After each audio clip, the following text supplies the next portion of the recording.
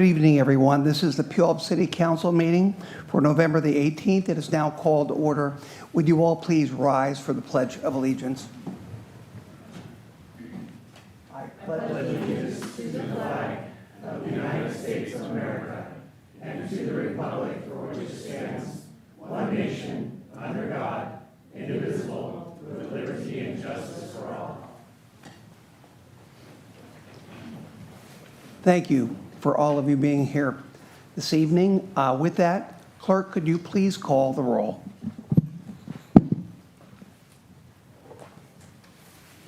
Councilmember Dorr? Excused. Councilmember Adler? Present. Councilmember Johnson? Present. Councilmember Whitting? Present. Councilmember Gilliam? Present. Deputy Mayor King? Excused. Mayor Castema? Present.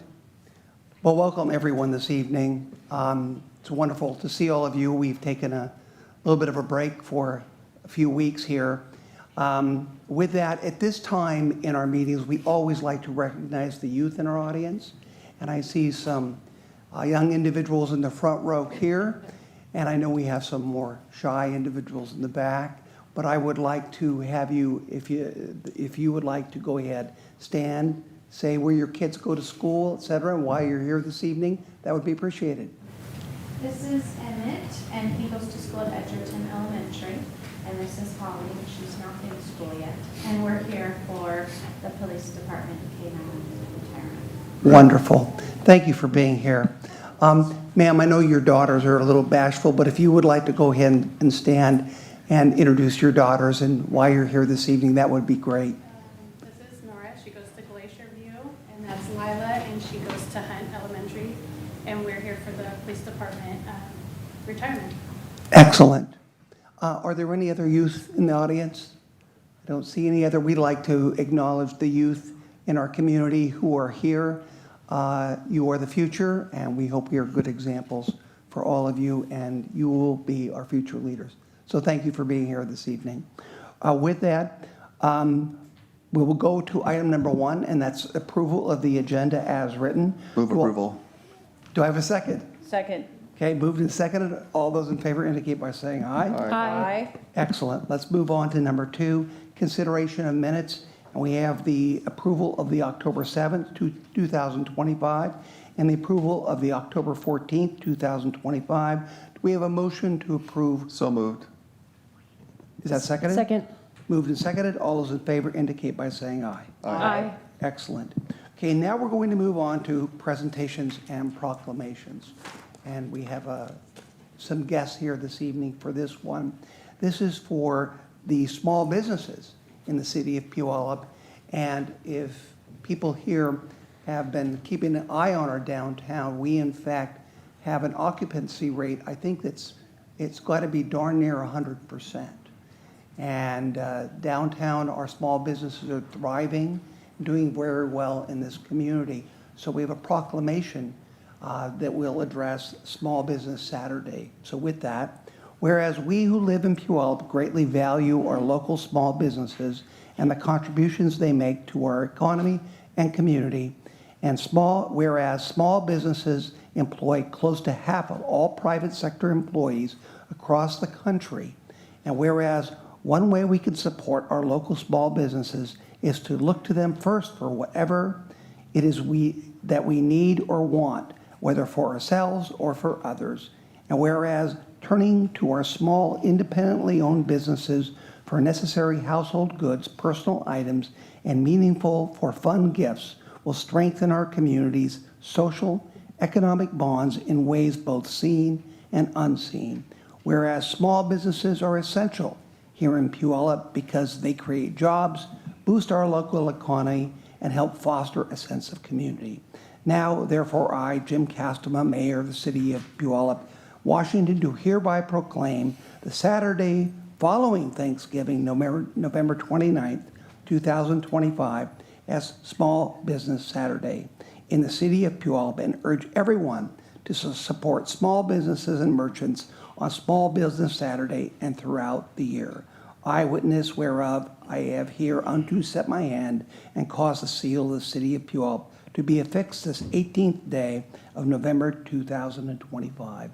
And with that, I'd like to have Allison Schaefer, President and CEO of the Puyallup Sumner Chamber of Commerce, and John Palmer, the President of the Board for Puyallup Main Street Association, come forward to accept this proclamation. We can all give them a hand. Go ahead.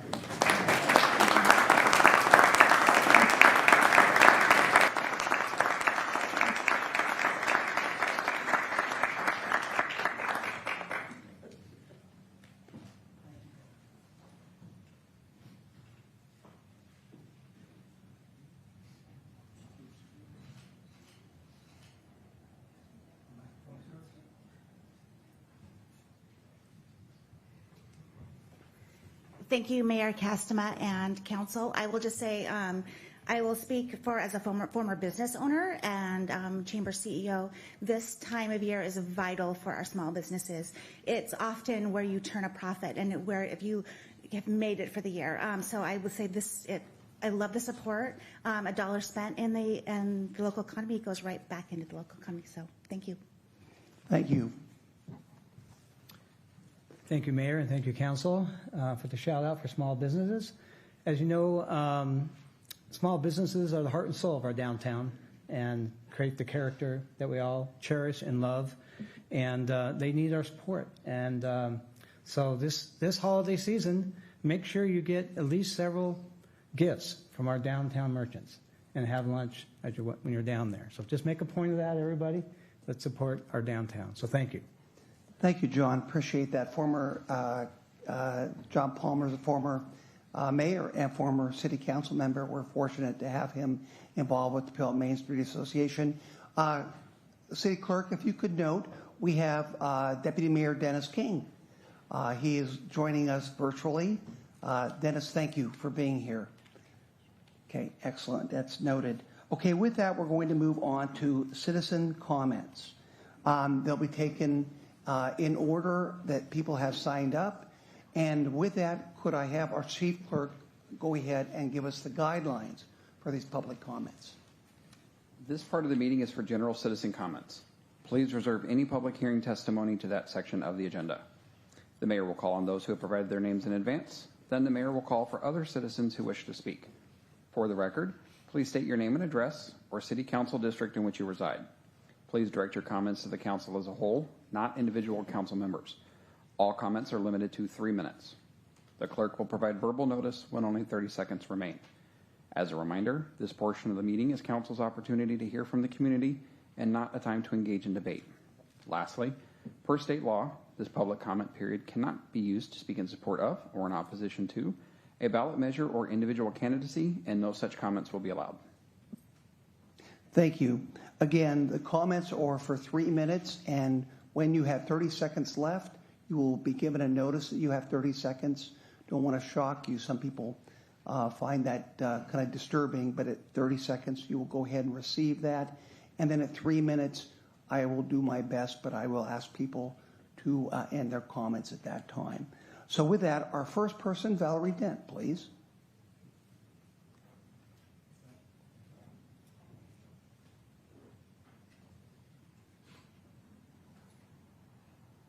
Good evening. I want to thank the Puyallup Police Department and in particular Sergeant David Obermiller and the Traffic Division for their efforts on 12th Avenue Southeast. Citizens are very happy, comments are good, traffic is maintaining acceptable. And I want to thank the mayor for your support, the directions, the contacts to make what's happened so far happen. I want to thank the engineering department. Through my efforts of standing out in the rain, the cold, with a speed gun, and just reminding people what the speed limits are, our numbers are close. If I was there 24 hours, I think we'd come close to matching, but we were well over 80% matching numbers in the situation. So that's still ongoing.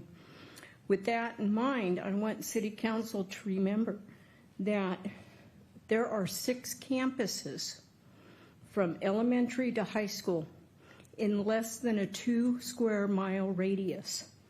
There's over currently 3,300 students between those campuses.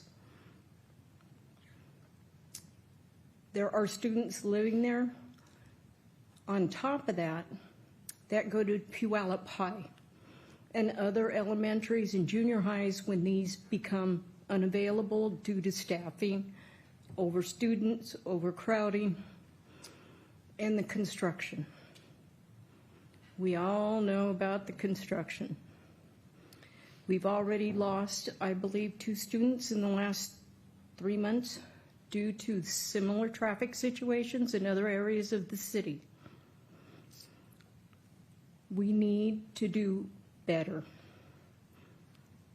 So I'm asking that City Council take the suggestions, hopefully, from engineering in regards to a couple of the situations on 12th with cameras.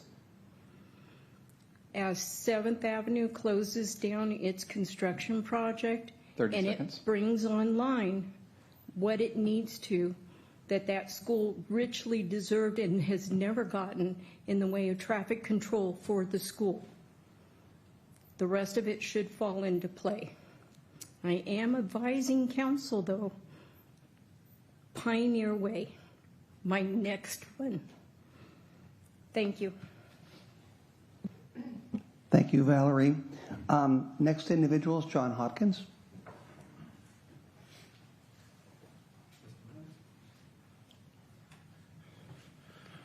John Hopkins, District 1. First off, if I'm allowed to say it, congratulations to the winners of the elections, and thank you for those who also ran and helped our system of democracy. So, once again, thank you. Also, Inter Avenue. I hope you've driven down there and seen what it looks like. It is incredible compared to what it was before, especially so. You won't lose your car in potholes anymore. It looks really good, and the businesses appreciate it. And also, I want to add thank you for the engineering for all the work they did as far as the issues with Provac and the other violators that were along Inter Avenue with all their pollution, et cetera, et cetera, et cetera. Huge improvement, well done. It's better than I've ever seen it, so thank you. Also in the realm of thank yous, the Van Lerett Park, absolutely brilliant. I mean, that is a phenomenal design. It should go into some, it should be put up for some kind of an award. It's that good. I've never seen anything quite as good as that. Now, that particular place, really, it is kind of it's an interesting meeting point, you might say. It is the intersection of where the Riverwalk should be hitting the East Meeker Trailhead, which gives us all these trails all the way up to Mount Rainier, if you follow it, and can get over the bridge that you're not allowed to go over. But it's an incredible link, and we ought to be thinking of the Riverwalk as a link. And I'm sure you also know that there's also going to be a link there to I'm going to butcher this one. I had it down before. The Puyallup.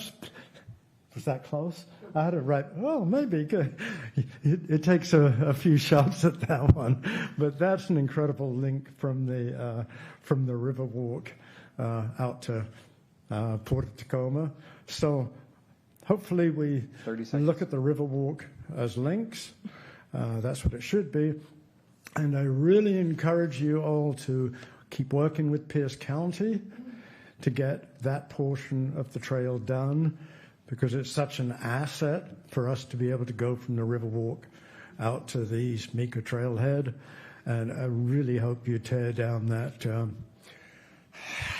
the blockage that's underneath the bridge. I think it's a public footpath, personally. Thank you, Mr. Hopkins. Next individual is Mark Palmer.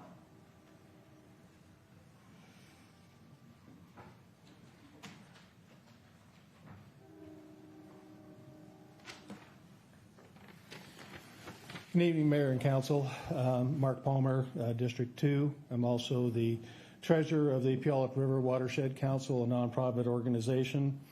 It is my pleasure to share with you an update on our council's involvement in supporting local initiatives and fostering community engagement within the Puyallup River Watershed.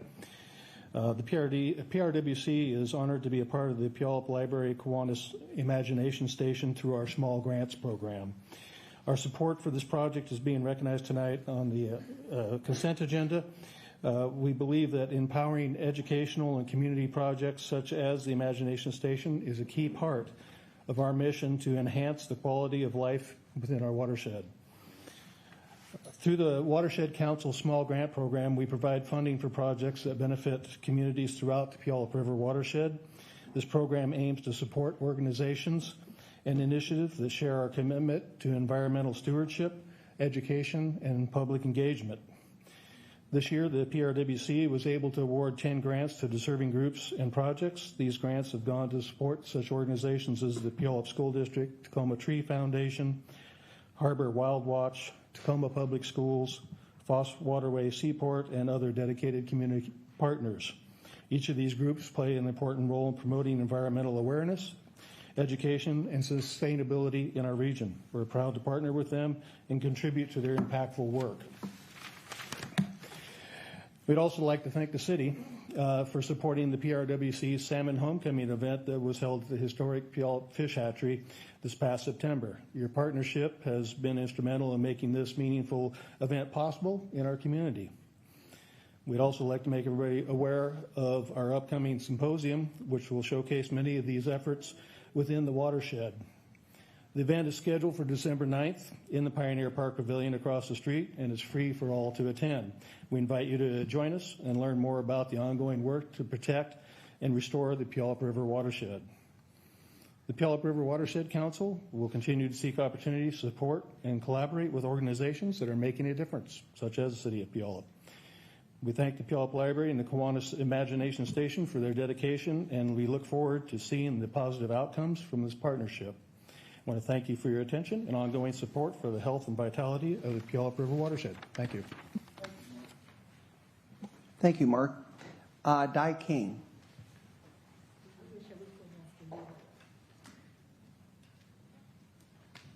Good evening, Council and Mayor.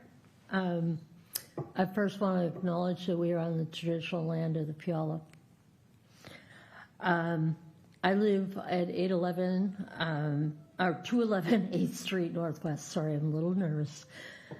And I live in the neighborhood of 2 blocks of the most distinct impact of the closure of 7th in front of the high school.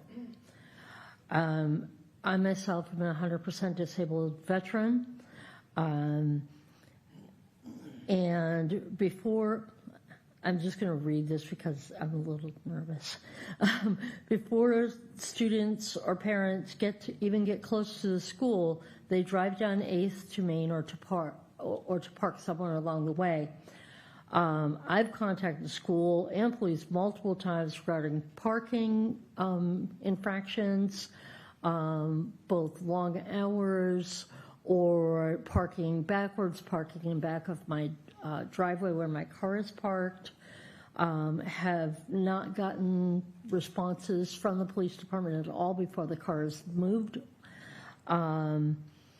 Most folks do not stop at the 4-way stop on 2nd and 8th. They just decide to go through it. I saw 4 today as I was parking my car. They're going about maybe 40, 50 miles an hour most of the time. There are no sidewalks for the kids on our street. So if you're worried about the safety of the youth, there's no safety for them as well as for the neighbors on that 2-block stretch. I read through the study that was done. It's all about collisions. However, There are so many things that aren't collisions. The other day, probably 2 weeks ago, I saw a student in a truck with 3 girls lying down in the bed of the truck, driving around at about 40 miles an hour, going in circles around the school and the neighborhood. This happens on a regular basis, and I have contacted the school. The school says you have to contact the police. I contact the police. We don't have an parking enforcement officer. There's a school officer, 30 seconds. if you can find them. And so, frankly, I am at a loss as a constituent, as a voting member of this community, to know what to do, because the police tell us to contact school, school tells us to contact police, and nothing happens. So thank you very much for the negativity that I needed to express. I appreciate that. Thank you. If you mind, we will go ahead and provide you the telephone number of the parking enforcement I individual. have that, sir. You do? Okay. Yes, sir. All right. Mitzi McMahon, please. Hi, thank you. Good evening, Council, and staff and community. My name is Mitzi McMahon, District 1, 1 block from PHS. I'm here to talk about the closure and the study the school district is presenting. First, I want to thank you, Mayor Castema. You came out, you walked the neighborhood, you met with the community. I know Councilmember Adler and Gilliam were trying to get you out there to meet and see what's happening at arrival and dismissal times. Since the 7th Street closure, the reality on the ground, oops. Okay, let me try that over. The reality on the ground has changed dramatically, especially during arrival and dismissal. When student and vehicle activity is at its highest, what we see daily does not align with the district's technical memo. Tonight I reference the memo the district has prepared for you because it states it reflects current safety conditions. I am here as a resident to tell you it does not. It measured collisions, not conditions. It relied on 5.4 years of collision history, almost all of it before the closure, and the memo even notes that not all collisions are yet entered into the WSDOT database. The data set is historically weighted, and it's incomplete. But I think what's more important, it didn't measure student walking routes, new turning movements or rerouting mid-block drop-offs, double parking or reversing, sightline obstructions, U-turn or detour behaviors, stop sign compliance at Main and 8th, or pedestrian exposure. These are all things that have changed since that closure. And the neighbors all warned, we're concerned about what's going to happen for the students and for our safety. Some areas affected since the closure, the Pioneer Corridor at 7th and 8th, now heavily congested. Even more so. The new bypass pattern from Pioneer to 8th to Main, with drivers then cutting down to 2nd and 3rd to exit. Main and 8th Avenue Northwest with frequent stop sign violations and fast cut-through movements. I'd love to see one of those speed guns in my possession for a while. Main, 2nd, and 3rd Streets Northwest from 7th to 11th, which now carry a high volume of diverted traffic. The 8th Southwest and 8th Northwest corridors, where speeding and chicaning, weaving occur. And the blocks between Pioneer, Main, 7th, and 8th. Students park and walk these streets. They are less safe now due to the closure and no mitigations. 30 seconds. So the closure didn't remove the risk. It shifted it to the residential streets where students walk and where the infrastructure cannot safely absorb campus-level traffic. I like to come with solutions, so I respectfully ask for 3 actions. 1, a community-centered safety study with field observation during arrival and dismissal and analysis of exposure, turning movements, and walking routes. 2, resident-involved working groups, not one school-directed open house that checks the box for community engagement. And full reevaluation of the closure with a lot of safety measures, which I included in my email to you. Thank you. Thank you, Mitzi. Appreciate that. Don Cottam. Don Cottam, I live in District 1, Mr. Mayor and members of the council.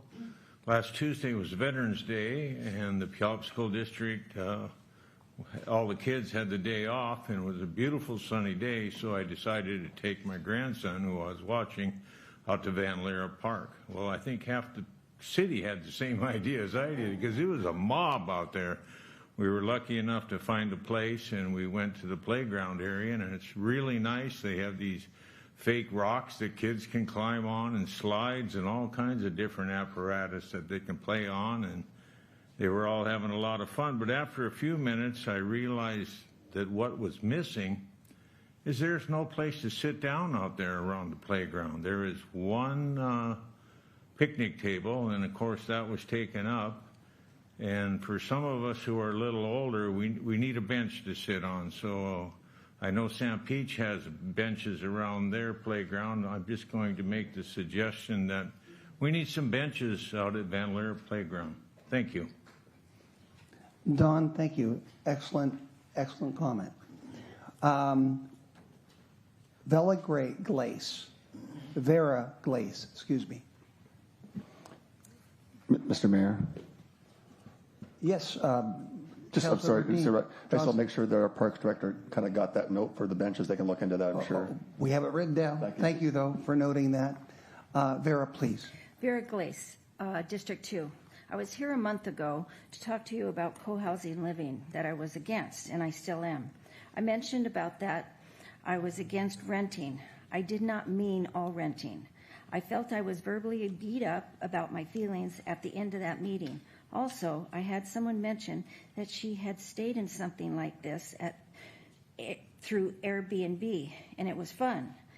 They are not even close to the same. You are on vacation, and these people are living there 365 days a year. And then someone else said, change is hard. Yes, change is hard, but not for the good. But this is not for the good.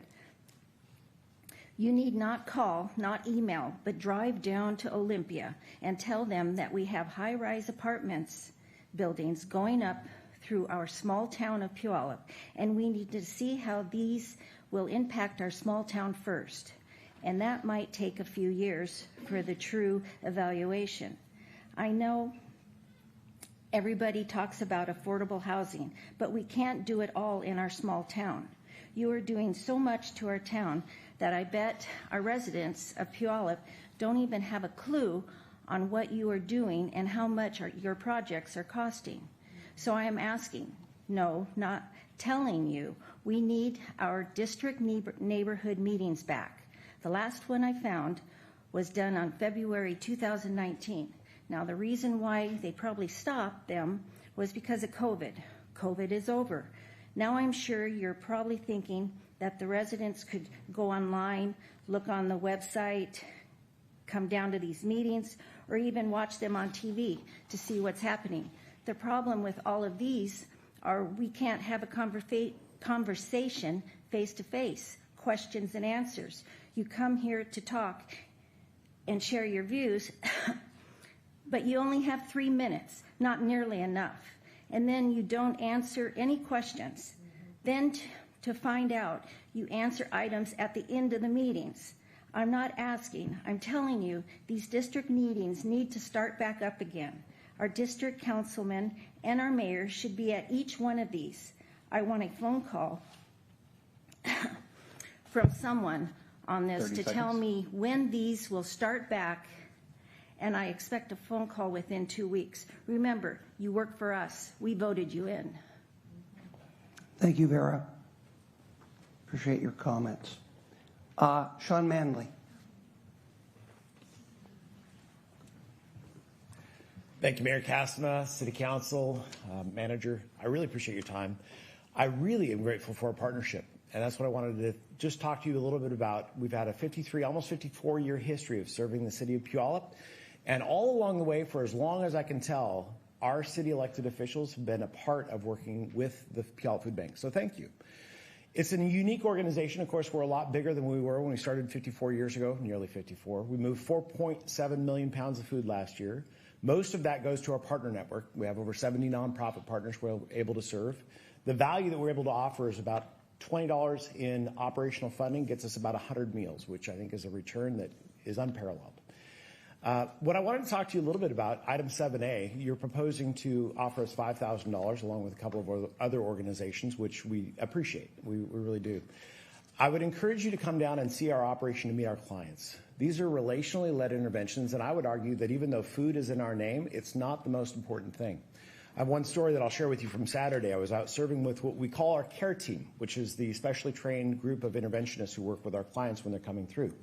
We had a 75-year-old resident by the name of Carol who came through in her 25-plus-year-old car, and she had told us it was her first trip to the food bank because of the SNAP reductions. Now, those benefits are being reinstated, but for her, this created a crisis in which she didn't know how she was going to pay her bills, and particularly buy groceries. When we walked around, and I actually walked around to the side of her car, I realized that she was driving on her donut. So she had a little spare tire on there. I went back and talked to her. I said, Carol, what's going on? And she said, well, it's $50 for a used tire. I just don't have it right now. I said, you're one flat tire away from not having a car. I said, do you have family? She didn't have family in our community. Is there anybody else in your network who can help you out? She said, I have some friends, but we're all in the same position. We gave her $50 and we set her up at Les Schwab and got her tire. That's what our 300 volunteers that work at the food bank do every week. That's what we have the pleasure of carrying with our neighbors who are in need. And as you're making decisions about funding organizations that are doing this kind of work, first of all, again, you have my invitation. Come down, shadow our care team, get to know the neighbors that are in our community who are struggling, and hear their stories. They'll share them with you. We had one client that was on Cairo just 2 weeks ago. She couldn't wait to talk about the struggle that she's experiencing because of the uncertainty that she and a lot of others face. And so as you come down, one of the things, and I know you're asking the question, what can you do to help? We need more PR. I got some good news, by the way. In the last 3 weeks, our new giving to the food bank has exceeded $170,000. That's Puyallup residents that are helping through Puyallup organizations, our Puyallup neighbors who are struggling. And so if you can help us to get the word out, it means much that you're considering a gift, but it means even more if you come down and see what we're doing and take pictures and help us to promote and get the word out. So thank you again. Thank you, Sean. Appreciate that. Mr. Chris Chisholm.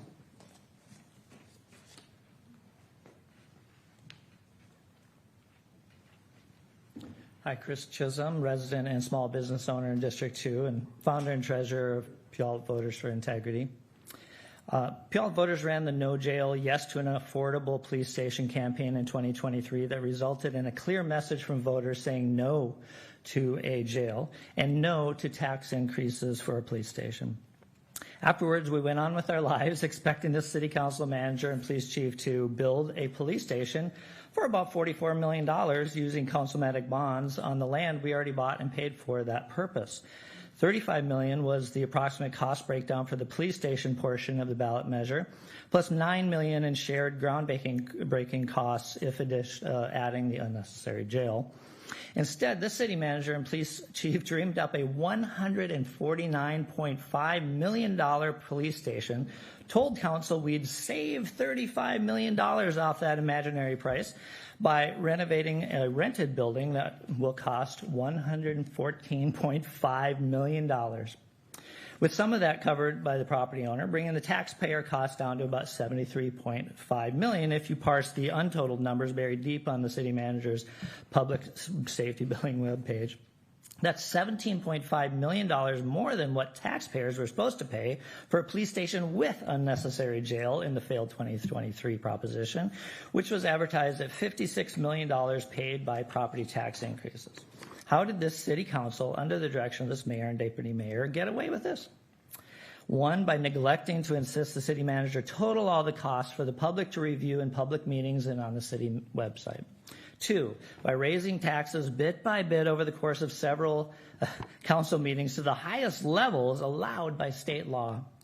And then three, when a group of citizens finally found the time to look into it last month, do the math totaling the true cost of the police station rental and point out the many tax increases enacted to pay for it. The incumbents running for election attacked the messenger, called us names, said these objective facts were somehow misleading, ignored all forums and requests to discuss their sales taxes, electricity and gas tax increases, falsely claimed there were no negative effects to all the city positions cut to make room in the budget for this incredibly expensive police station, and went so far as to claim that the 6% increase in property taxes this year is somehow lowering taxes because other taxing agencies raised taxes even more than this council did. I'll return to the next meeting with a breakdown of this incredible true story and submit a copy of the blog post I'm writing for Puyallup Voters website this week that includes details the News Tribune missed in the article they published on this topic a couple days before the end of the voting period. Thank you. Thank you. Now, at this time, is there anyone else who would like to come forward who did not fill out one of these forms? Yes, ma'am, please come forward. Just state your name and your address or district you're from. That would be good too. Mayor and council members and staff, thank you so much. My name is Stacy Cernich. I'm the CEO of Good Roots Northwest. I am one of the organizations that feels so honored to be recognized for the work that we do in the area. I am from Bonnie Lake, but we operate in all of East Pierce. Food systems, the work that we do at Good Roots Northwest, if you are not familiar with us, we operate within the local food system, connecting farms, food, and families. It's a unique project that we have that utilizes technology and logistics by census tract to identify where areas of need are and to place lockers, refrigerated Amazon lockers, that do the work of about a 3,000 square foot bodega. It is a one-of-a-kind project in the nation. We are so proud to be serving at a regional scale here in East Pierce. We cover about a 250 square mile area and are expanding rapidly to meet the need. What is not often discussed about need that we're seeing right now with reduction in benefits that have only just begun is that a lot of the people that are needing to access services, whether they've been furloughed, whether they have had SNAP benefits or health care benefits taken away, that they are working and are simply not able to get to food access to be able to stand in line. These are disabled members of our community, older adults, students. If you were not at our ribbon cutting at the Pierce College locker, we just launched that last month through a congressional appropriation through Representative Marilyn Strickland. It was such an honor. She was there. It was a courtyard full of people. We felt so welcomed. That is a unique public-private partnership where we've been able to get that over the finish line and bring wealth and philanthropy from the Tacoma area to come in and support East Pierce citizens, and that's something I feel very passionate about. Currently, that locker has served, the first month that it was open, we had 201 orders. Those are students that really, we have an epidemic of people that are trying to, wage progress, that are simply not able to leave campus to go to a grocery store to utilize SNAP benefits. And so being able to access food right there on campus keeps people enrolled. We currently have 682 Puyallup households that have been registered with us that we've been serving since 2020. It has been our great honor, and tonight's acknowledgement of that is particularly meaningful to me. Mr. Mayor, the speaker's reached 3 minutes. Thank you. Thank you so much. Thank you. Appreciate your comments. Is there anyone else who would like to come forward? Mr. Palmer, John. Thank you, Mr. Mayor. John Palmer, District 2. I couldn't help myself. I'm in the room, so I had a few things to say. First of all, yes, the opening of the Van Laar playground and boulders was fantastic, and I really appreciated being able to participate with you in the opening of that. It was a privilege. So I thank you for that. And if you haven't seen the video that Parks and Rec did, it's on their Parks and Rec Facebook page. It's awesome. So and people are kids are out there. It's crazy. It's good. So big success there. Couple updates on Forever Green Trails. Still raising money to help fund that missing link on the Foothills Trail from the Flash Cube to 5th. I think we've got 10,000 that has been raised. Hope to get at least 15,000 to help the city in grant applications with the state later next year. And then the other thing I wanted to say is, and I think Cody, you said that he's got picnic tables on order, right? Yeah, so they're coming. They're coming. He heard you.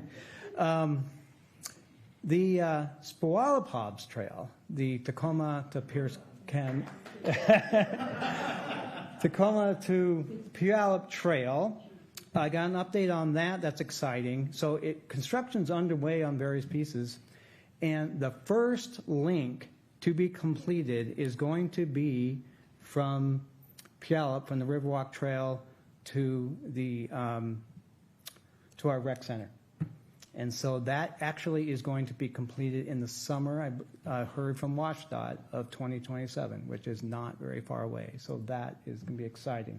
So that's going to be the first link. And the whole thing is scheduled to be completed in a little less than 4 years, I think 2029. So updates on trail stuff. Thanks. Thank you. Keep in mind that the 167 freeway will be complete. The due date is 2029. So the entire intersection all the way to Tacoma will be completed at that time, you know, crossing every finger and toe that I have.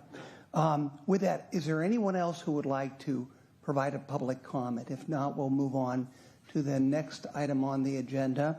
The next item on the agenda is what we call the consent agenda. It's where we have a list of items. Councilmember Johnson, do you want to speak on the consent agenda, or do you have another point? Consent agenda when you're finished. Okay. Consent agenda is where we have a list of items that are non-controversial and that they enjoy universal approval by the members on the council.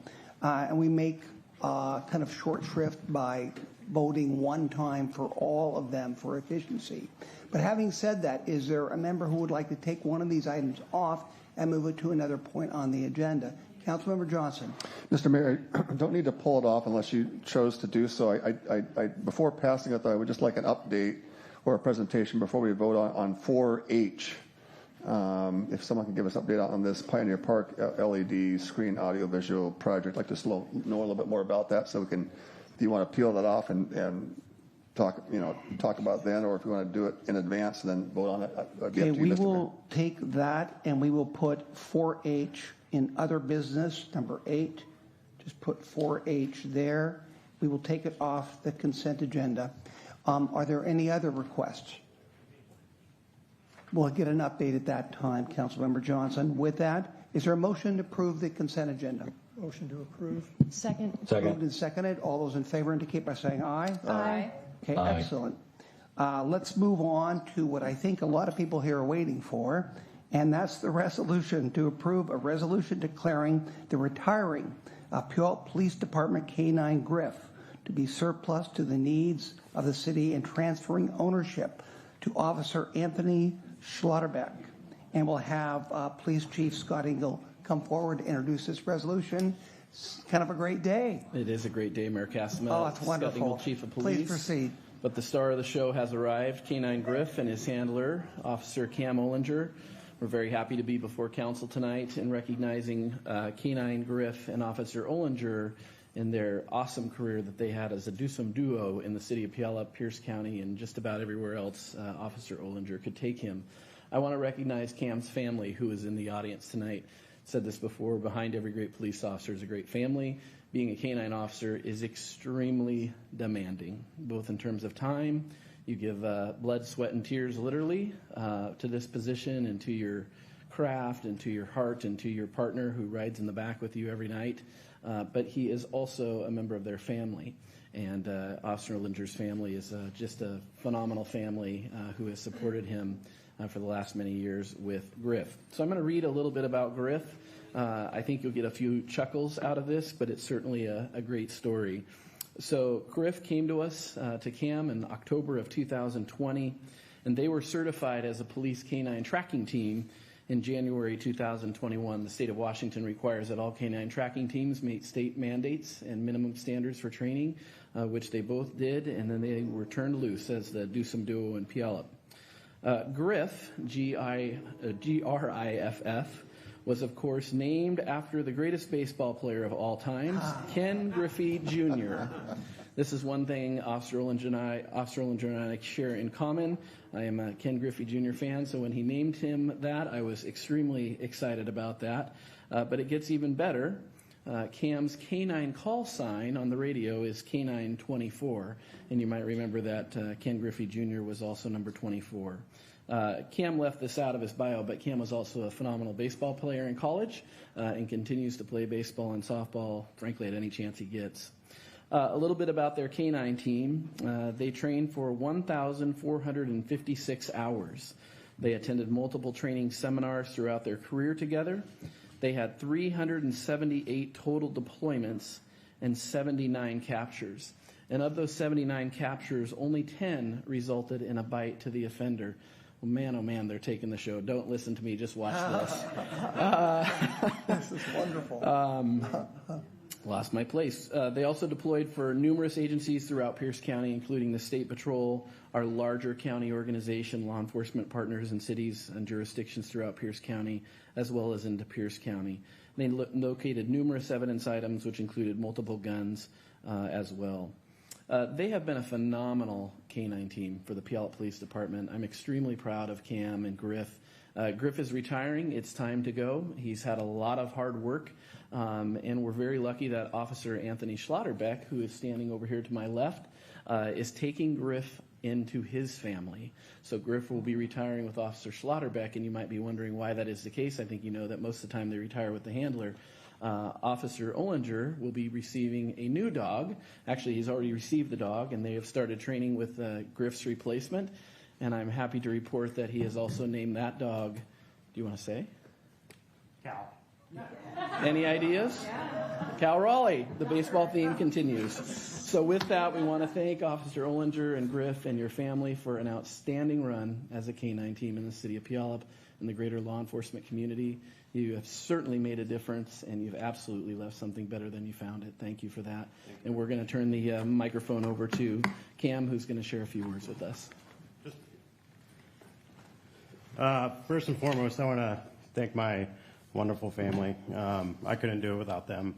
They've been my rock in all of this.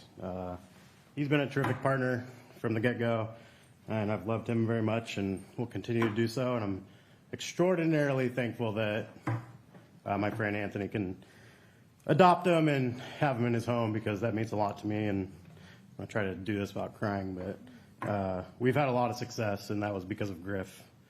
Very little of me, and he definitely stole the show in a lot of stuff.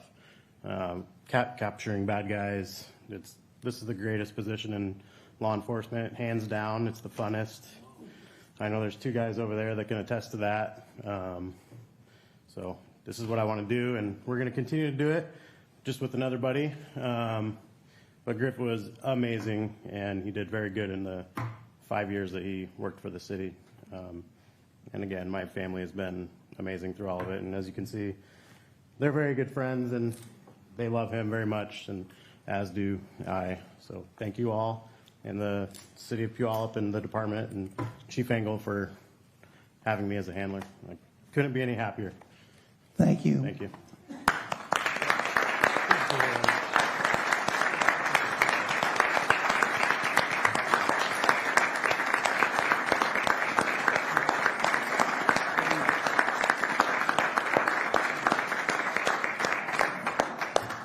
And with that, Mr. Mayor, I can answer any questions if council has any. Otherwise, thanks to the city, our council, and city manager for supporting our K9 program and the police department. You're very welcome. Are there any questions? If not, we'll go ahead and we will move forward with the resolution to approve this transfer, adoption, however we want to refer to it as. Are there any questions? Mr. Mayor, I'd like to approve a resolution declaring and retiring Puyallup Police Officer K9 Griff to be surplus to the needs of the city, and to transfer ownership to Officer Anthony. Officer Anthony, I won't pronounce the last name, sorry. That's my motion. Okay, excellent. Schlotterbeck. Schlotterbeck, okay, thank you. Okay, is there a second? Second. Okay, we have a number of seconds there.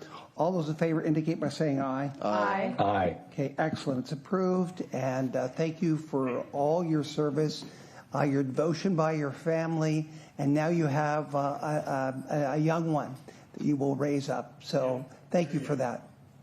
Thank you very much. Yeah, thank you for your family being here too. Thank you for your commitment.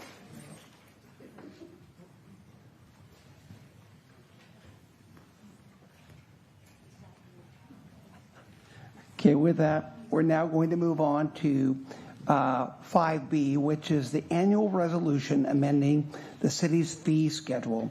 And we'll have our city clerk, Dan Vessels, introduce the resolution. Dan, proceed. Yes, thank you. Good evening, Mr. Mayor and council members. Tonight before you, we have a proposed resolution on the annual fees for the city of Puyallup. Just a brief summary. By and large, the fees that have been proposed to be changed are de minimis in nature. In certain circumstances, such as the city clerk's administrative fees or the police department, the fees may be changing from a set fee of $2 to the actual cost of an item, such as for the city clerk. Instead of a flat $2.50 for a reusable flash drive, the request is to change that to the actual cost. In many instances, that will actually benefit individuals if we need to provide a thumb drive to them for public records. We can purchase them in bulk, get them cheaper than $2.50. With the police department, actually are eliminating a couple of fees. Beyond that, the rest of the fees are with our Parks and Recreation Department, adjusting fees for activities and events at the Recreation Center, as well as the Pioneer Park Pavilion and the Activity Center, to coincide with standard costs of operating procedure. Okay. Any discussion? Councilmember Adler. Thank you, Mr. Mayor. Dan, so when you say that, and it's also included in the agenda item report, that the fee schedule is reviewed annually, can you elaborate on who is reviewing it, what type of discussions go into that, and if those discussions also include conversations with our residents, consumers, customers, et Yes, cetera? Councilmember Adler, I can answer that to the best of my ability. Traditionally what has happened in the past, we have adjusted a little bit this year to actually move it up to give departments more time. City Clerk's office has reached out to the department directors throughout the city and provided them with their specific department's fees that are listed in the fee schedule. We provide each department, in the past it was about 45 to 60 days. This year we gave them approximately 120 days to review their fees and provide those any proposed changes or amendments to our department.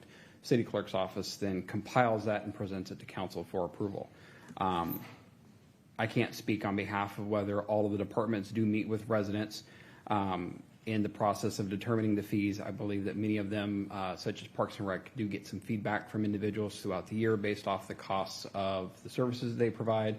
I know that our development permitting services in the past has requested fee changes, and it's been based off of a data analysis of what the actual cost of the service was, and that has been the impetus for a requested change. Thank you. And just to confirm here, so these changes will go into effect January 1, 26? Yes, that's the proposal. All right, thank you. Councilmember Whitting. I was just looking at the punch passes, and there's a fee for residents and non-residents, and the non-residents have been eliminated. Is that not available to non-residents at this point? It is available. What will happen in that case, it will be one fee for both resident and non-resident. Parks and Recreation Director Cody Geddes, I spoke with him. He said it's easier for staff if there's simply one fee in that case for both resident and non-resident versus splitting them up, and the difference in cost wasn't worth it. So more efficient for staff time to just one fee across the board for both. Thank you. Any further questions? Okay. Seeing none, is there a motion to approve the resolution as presented? So moved. Okay, is there a second? Second. Moved and seconded. Any further discussion? If not, all those in favor indicate by saying aye. Aye. Aye. Those opposed? Okay, that motion passes. Let's move on to 6A, second reading of an ordinance determining and fixing the amount of funds to be raised by regular property taxes for 2026 and a resolution relating to property tax revenue. Finance Director Barbara Lopez will introduce this ordinance. Keep in mind that every year the city has to take action regarding this, and I think this year it's kind of interesting. I believe it's an action to take no action. Well, anyway, proceed, Barbara, and you can explain. Thank you, Mayor Castma. Good evening, Council. Barbara Lopez, Finance Director. At the second reading of the ordinance, based on council's action at first reading, we have removed the 1% allowable increase, which was $112,187. So the estimated levy amount now is just under $11.3 million. So this ordinance reflects that reduction. And then the resolution basically is to express the increase in terms of dollars and percent. Because we took out the 112,187, the increase is 0, and so the percent is 0. So again, it's two actions as well: approving the ordinance, second reading of the ordinance, and approving the resolution. Understand. With that, is there a motion to approve second reading? Motion to approve. Is it seconded? Second. Okay, it's been moved and seconded. We'll go straight to a roll call. Clerk, please. Councilmember Adler? Aye. Councilmember Johnson? Aye. Deputy Mayor King? Aye. Councilmember Gilliam? Aye. Councilmember Whitting? Aye. Mayor Kastema? Aye. Okay, with that, now we have a motion to approve the resolution. Please help me out with that, Barb, because we just did second reading. Is there a need to do a resolution at this point? Yes, the resolution frames it in terms of a percent increase and a dollar increase that is 0. So it's separate from the ordinance that actually establishes the 11.3 million levy. Understand. And then let's go ahead and I will entertain a motion to approve. Councilmember Johnson? So moved. Okay, second? Second. Okay, and this is just a voice vote. All those in favor indicate by saying aye. Aye. Aye. Opposed? Okay, with that, we're now going to move on to 6B, second reading of an ordinance on the proposed 2026 mid-biennium adjustment to the 2025-2026 biennial budget. Barbara, if you'd like to continue your analysis, you're more than welcome.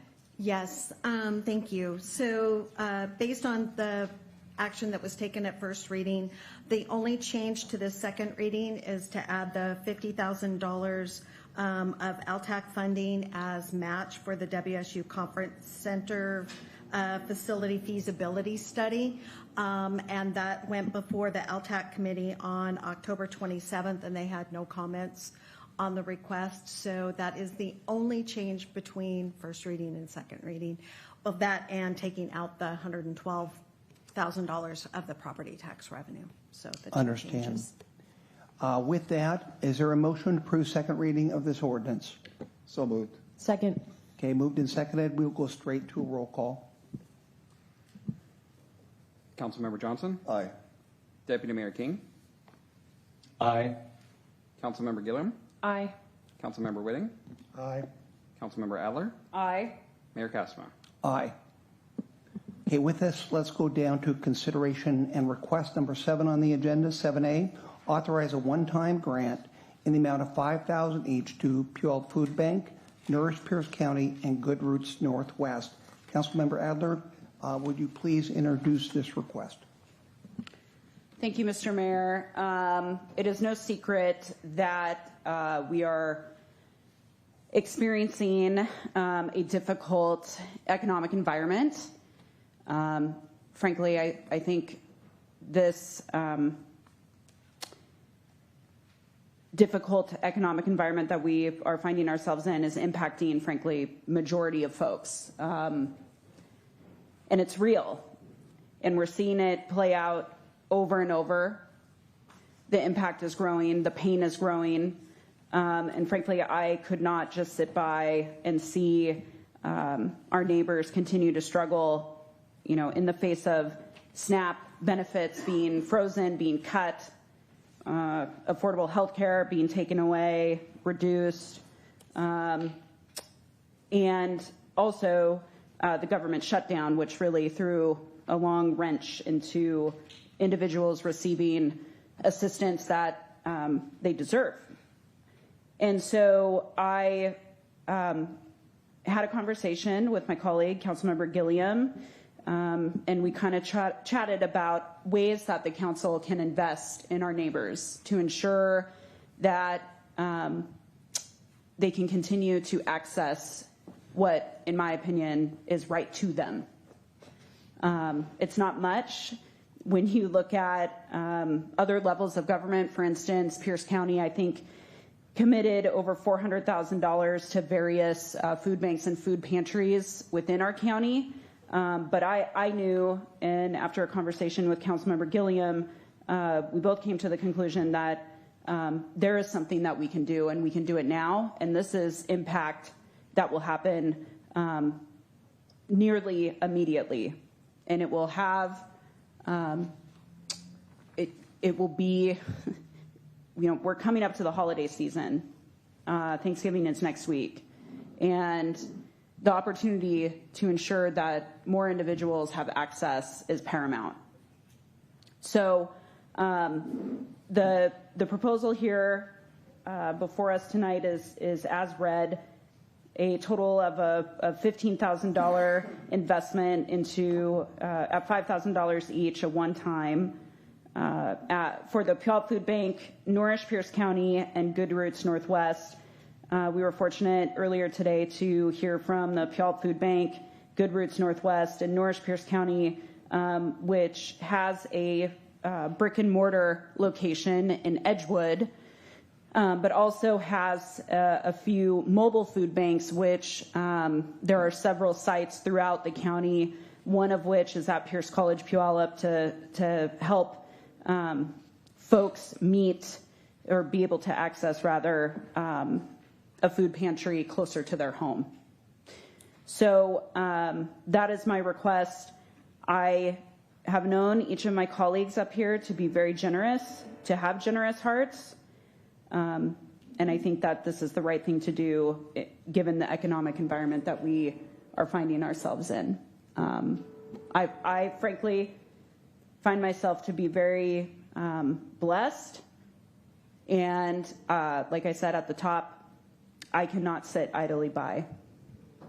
And I just want to again thank you, Councilmember Gilliam, for meeting me and wanting to move forward with me on this. Also would like to thank Councilmember Whitting for, again, meeting us and wanting to move this forward, as well as Councilmember Dorr, who unfortunately is not here tonight. So I ask for your support. Thank you very much. Thank you. I will entertain a motion to move this forward as presented. Motion to approve. Second. Okay, moved and seconded. Is there any discussion? Seeing none, all those in favor indicate by saying aye. Aye. Excellent. Let's move on to, congratulations, by the way. Let's move on to 7B. This is an informational presentation on a potential development agreement regarding a new multifamily residential building downtown Puyallup located at 204 4th Street Southwest. City Manager Steve Kirkley will introduce this presentation. Yes, good evening, Mayor Castman, Council. Steve Kirkley, City Manager. Good evening. This is, as the Mayor mentioned, an informational presentation. This evening, we're not asking you to take a vote, just simply give us some general consensus and direction on where we'd like to go, where you'd like to go next with this project. So I'm going to do a very brief overview of the project, very brief, because the actual developer of the project, Walker John with Urban Olympia, is here this evening, and Walker will go in more detail on this.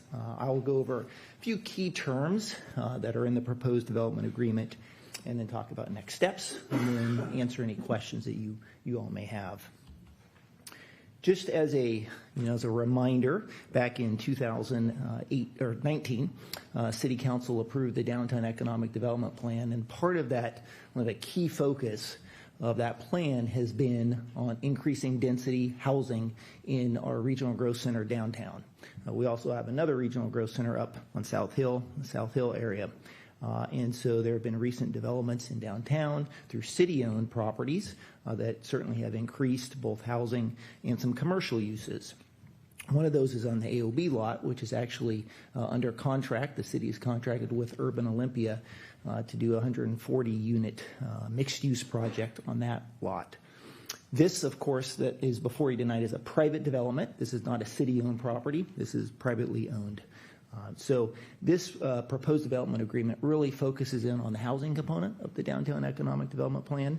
It also, the parcel is maybe just a hair over a mile away from the Sound Transit Station, probably within a half mile, which really keys in on transit-oriented development, which has been a key component in our downtown economic development plan in the city.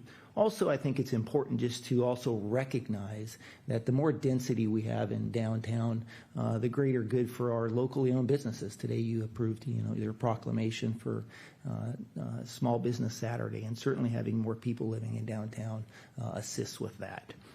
So just to orient you to where this site is located, it's called the Bell site, and that's because it was owned by the Bell family for several years.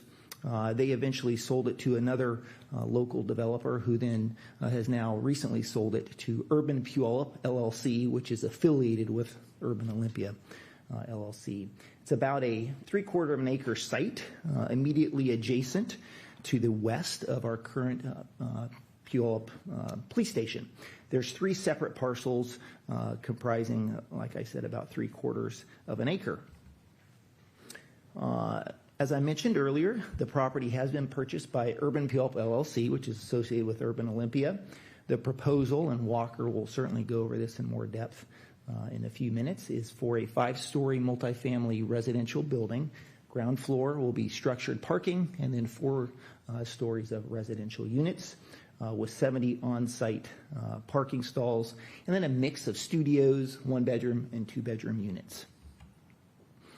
The proposed development agreement would be with Urban Olympia. It's a standard of 5 years, which is pretty standard with development agreements. That's what we've done in other DAs that have come before you. Because it is in the downtown area, it's in the planned action SEPA. So back in 2018, City Council approved a planned action EIS. And what that means is that the environmental review of these types of developments has already been done. And the point of that was to expedite projects to try to encourage development in downtown. So this project is within the planned action SEPA area that council designated back in 2018. As you all are aware, a development agreement does require your formal approval. That is not before you tonight. That would be at a later date, and it would require a public hearing before you can consider it. So with that, I'm going to briefly turn it over to Walker. I did want to just highlight a couple key components, though, that I do think are important to point out before Walker comes up. And that is part of the development agreement. We have been working with Walker to establish some public benefit beyond, of course, having housing in downtown. One of those, and hopefully you can see my cursor here, so there's a water main that goes right down the middle of Pioneer Avenue. And that water main for the Bell Place development, they will come out, stub out of the Bell Place property probably about 3/4 of the way down, and then the water main would be upgraded down to 5th Street. That's what's required of this development if it goes forward. What we have asked to be included in the development agreement is to upgrade the water main from Bell Place all the way down to about the middle of Pioneer, or down Pioneer, the middle of the AOB lot. It's about 270 linear feet. That water main right now is a 10-inch, 100-year-old water main. The other side of it, the east side, is a newly upgraded 12-inch water main. The side over on 5th is a new 12-inch water main. So we have that missing middle, so to speak. Not housing, missing pipe middle. And so that is part of the development agreement, is Urban Puyallup would be required to upgrade that. The other component is just having architectural and design consistency between Bell and AOB, because it is the same developer. I think you've seen the product that Urban Olympia produces. Walker will go over that this evening. And then also, in terms of parking, there is the request to have 0.7 parking instead of 1.0. And the reality here is in 2027, summer 2027, by state law, if this project goes forward, we can only require 0.5 parking. So if they delay this until the summer 2027, we can only require 0.5. So Walker and Urban Olympia have proposed to be at a 0.7, which will ensure that at least we have 0.7 parking as opposed to 0.5. He then would proceed forward with the project rather than waiting until 2027. So those are just some key components of the DA. Again, we would bring this back to you and can certainly go in more depth at that point. So I'm going to invite Walker John, who you are familiar with, up, and Walker will go over the project in more depth. Steve, hold on one moment. I do have a question from Councilmember Gilliam. Councilmember Gilliam, would you like to do the question, make the question towards the city manager or Walker John? Thank you, Mayor Kastner. I would like to direct it to the city manager, Steve. Certainly, proceed. Steve, could you give us the estimated value of that upgrade of the water main? What would be the value of that? So our engineering estimate shows it at about $417,000 is what our estimate is. So that's money that the city does not have to pay out, but unfortunately, Mr. Walker does. Yes. Okay. I just wanted to highlight the value of that. Thank you. Yeah, thank you. Okay, Walker. Okay, perfect. Before you start, let me say that just the other week I drove my wife down through Olympia to look at your buildings. They're very distinct. The quality of the buildings when you go to Olympia, basically if you identify what you would consider to be, anyone would consider to be the highest quality buildings with, I think, the most active commercial areas down below, you're basically zeroing in on what Walker John does in Olympia and what you'll be bringing to Puyallup. So I just want to preface that. Thank you. I appreciate that, Mayor. Proceed. And good evening, Mayor and City Council. I appreciate the opportunity to present this to you. Just to take a step back and kind of talk about how we got here. We negotiated the development agreement for AOB site. And at that time, I got a phone call from actually my concrete guy. And he said, I have this site that I'm involved with that, I'd love you to look at and see if you had any interest in it. And when I took a look at it, I got really interested just on the proximity it is to AOB. It's literally just kitty corner across. And I'm really excited about AOB, but the one tricky thing about it is it's a little bit of a tweener in that, apartment buildings that a lot of the ones you see up here are what I would call boutique. In other words, they're 40 to 70, 80 units. That doesn't require on-site management, maintenance folks, all that sort of thing. AOB is like 140, so it gets you kind of into needing some on-site folks in it, but it's not a big enough number where you can really spread it around a lot of units to get your expense ratios down. So being able to bring in the Bell site where we can get 100 units, all of a sudden we're at 240 units. We're have an on-site manager, we've got on-site maintenance staff. All of a sudden we've got a real community with people there to take care of our homeowners, our guests and homeowners. So it's just made a lot of sense. And so I approached Steve about adding a second development agreement to this. And so that's kind of what you see. Believe it or not, we're already in for design review. We put it on pause until we can hopefully get this development agreement sorted out. But I'm really excited about the opportunity to do. The idea is to sort of build these together, and we'll operate them as one community. So I'll kind of go through a few slides. We didn't bring a lot, but you can kind of see the architecture and kind of describe what we're doing. So this is a front shot of what we call Bell.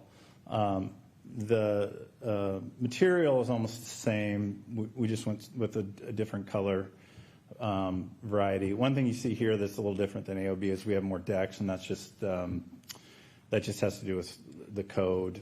One of the things we're asking for in the development agreement actually is to go from 6-foot decks to 4-foot decks, and it's just because when we put them up on the building, they just sort of overwhelm the architecture, in my opinion. So I'm not a giant fan of urban decks. It's just candidly because they end up being used for storage in a lot of cases, and not used for people actually enjoying them. So I always like to kind of have the architecture kind of use that as the streetscape, and then I think there's some beauty to that. So anyway, we're just asking to reduce them from 6 foot to 4 foot. The other thing that's different here is we don't have retail, but what we did do is we're putting the manager's office here. The entry in the manager's office is right off the corner, so it does give sort of an urban retail feel to it, even though there's not retail on it. And then as we go down the 2 streets, we've added some murals because we don't have retail on the first floor. Something, add some character to the building. We'll probably have murals that kind of step down the building to kind of give the pedestrians something to kind of look at. So this is the first floor garage. I think we've got 70 car parks. You can see lobby, and then on the corner will be where on-site manager will be. And again, they'll be there almost every day.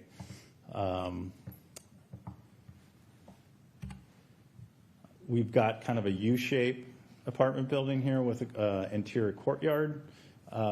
We do a dog run on every one of my new projects now. That's sort of almost everybody that lives in these urban areas has a dog. So they're really important to people's lives, especially in urban areas. 10, 11 o'clock at night, it's not super exciting to take your dog out to the park or whatever. We provide these little dog runs. There's a garbage can that's, next to the dog run, and we clean out every day. And so it's a nice amenity for the folks that live there. This is also an area where we'll have barbecues and probably an outside fire pit sort of thing.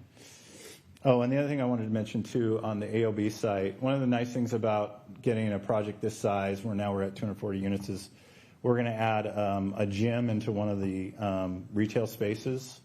And so it'll be a key card gym, so folks that live here can walk over and use the gym. So it's, I think, way over 1,000 square foot nice gym that will be a nice amenity for all these folks. And then as you go up, this is just more of a layout, but we've got a combination of 1s, 2s, and studios. This is another shot of the front. Again, as you can see, we're likely to come up with some historical images of Puyallup, and we'll do murals of them on both street frontages. And this is looking down Pioneer. There's an existing, I think, house there. But the brick's going to wrap around the 2 front corners, and then as you get to the Meeker side, we go to more of the metal panel and hardy panel. And I think that might be it, and that's nice. So anyway, I really appreciate the opportunity, and we look forward to, again, as I said, we're in for design review on both projects right now. This one's on hold until we can kind of figure this out, but our current plan is we're hoping to get through design review into the year. We'll be right into construction documents through February, March, and be in for permits, in spring. So, any questions? Councilmember Johnson. Thank you, Mr. Mayor. Thanks, Walker, for the presentation. At your current occupancy of units, does that max out the zoning for that area, or did you leave some density out to the capacity of what can be built in that area? For this site, we're at 0.7 right on the button. Is that the question you're asking? No, I'm not talking about parking. I'm talking about units. In other words, how many apartment units can you get in that 3/4 acre? Did you max out? We did, yeah. You did, okay. Yeah, based on the park, it's a function of parking. So we came in at 0.7 parking, which at 70 allows us to do 100 units. 100 units, okay. Yeah. Oh, I see. So it was determined by parking, not necessarily by, you allow so many units. That's right. The ratio goes together. Yeah, that's right. Okay. Yeah. It would have been hard to get, the only way to get more units on would be to drop our parking ratio, essentially. So 0.7 to me is, even though I know legislation is going to change, but if I come in 4 or 5 years, if I'm doing other projects, and I'm probably still going to be right at that 0.7, just because I've got 500 plus units in Olympia, and I think that's kind of where we're at. And I know it works. I know we can keep buildings full. I know there's a certain percentage of people that don't have a car. I know there's a certain percentage of people that don't want to pay for a parking space. You know, Olympia has a nice program where they have any 9-hour parking for $20 a month. You can park anywhere. A lot of people, especially younger people that are living in a studio, would it's a really affordable way of using their car. And then a lot of people don't have cars. I mean, have bikes. With the height on this, did you maximize the height on this in terms of the zoning? I think we did. Or could yeah. you have gone higher? I wish my architect was here. I'm not sure about. I'm not 100% sure about that. Like the reasons for my questions are, and the reason I'm asking it is strictly, I guess, my potential appreciation, not knowing those answers, but assuming you could have.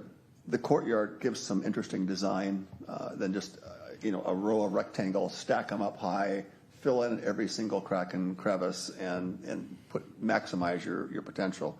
So the fact that you did a courtyard style with something in the middle for the residents and aesthetics to look at, to me, is very, very nice. So I appreciate that. I suspect that again, not knowing the answers to some of the questions I answered, that if you really want to maximize your density in that area, you could have put in a second story of parking, block this thing in and gone all the way up like some Manhattan apartment, and then just left it this big block of kind of a building. So I do appreciate what appears to be design quality, maximizing the density with the parking ratio, but yet still providing some aesthetically eye appeal. I love the courtyard idea. I love the dog run idea, and I think it gives you a sense of looking out. You're not looking. If you had it all one block, there's no views. Right. You have the views on the outside, but this gives you kind of views on 3 fronts, right? Yeah, from the sides and coming from the front and the side. So it's kind of a nice design. So I do appreciate that concept, and thank you for that. So that's all I had, Mr. Mayor. All right, thank you. Thank you. Councilmember Whitting. I just wanted to observe, Steve had talked about the distance from the sounder station, and this property is 1 block from south of the southwest corner of the sounder parking lot. So it's very, in terms of transit-oriented development, it's there. You couldn't get any much closer. There's only 1 block in between. So I'm really excited about this project. I like the synergy between the AOB lot and the Bell property. I've been aware of that Bell property being available for some time, and I'm really happy that you've been able to pull the 2 projects together and build that synergy, both operationally and aesthetically. Thank you. Thank you. Councilmember Adler. Thank you. You know I'm going to talk about Parking. Yes, but before I do that, I want to thank you again for investing in Puyallup. I want to thank you for choosing Puyallup. And I want to say that the parking isn't your problem, right? Like, it's not this, my comments always about parking and my concerns about parking are, it's not you, it's me. It's the city. So, will you kindly remind me then, so 0.7 for Bell, what's the? It's 0.7. Both of them are right at 0.7. Okay. 240 units total? Yep. Okay. These will come online close to? Close. I mean, we'll stagger them. AOB will start first, and the other one will stagger maybe 3 or 4 months. And we do that just for lease up, honestly. We don't want to deliver 240 units at the same time. So, likely the foundation starts at AOB, and then he jumps over to Bell next, and it'll kind of build up. So I would say, AOB 18 to 20 month build. The other one will finish 24 months, something like that. I have said and will say, probably put it on my headstone. I believe that we need all types of housing all the time, despite my opinion that the rents are just too damn high. But again, that's not really your problem. It's a bigger problem than many of us sitting here in this room. But, I just have to say again, despite how much and how excited I am for your projects, and to see them come to life, because I do stand by and still believe that this is what is right for Puyallup, and it is time. But 240 units coming online close to the same time, it's going to be a lot of change in a short amount of time, and we're going to lose a lot of parking downtown. And again, this is not you. My frustration is not with our developers. You are following the law, the state law, and that is appreciated. One question I had, before I forget, do I remember correctly that for AOB there will be some public parking available? So we're doing angled parking that's Right. basically is earmarked for the senior center. Right. And there's 29. Okay. Yeah. Yeah, so we're doing a whole street improvement on 3rd and Right. 29 public parking spaces, 4 ADA parking stalls up by the corner close to the senior center. And then Bell, of course, that we would not expect any public. No, I mean, other than this, normal street parking, yeah. It is my hope that you, Walker, will join us in a conversation, you and other developers in our city will join us in a conversation that I hope that this council and staff will have in the new year, that I have been asking for almost 2 years into my 4-year term, about downtown parking and infrastructure. The next presentation we're going to have is about a roadway that has closed, and for good reason. But we heard earlier tonight the way that traffic and lives and residents, what that has done. And these two developments are not that far from that street and that part of our neighborhood.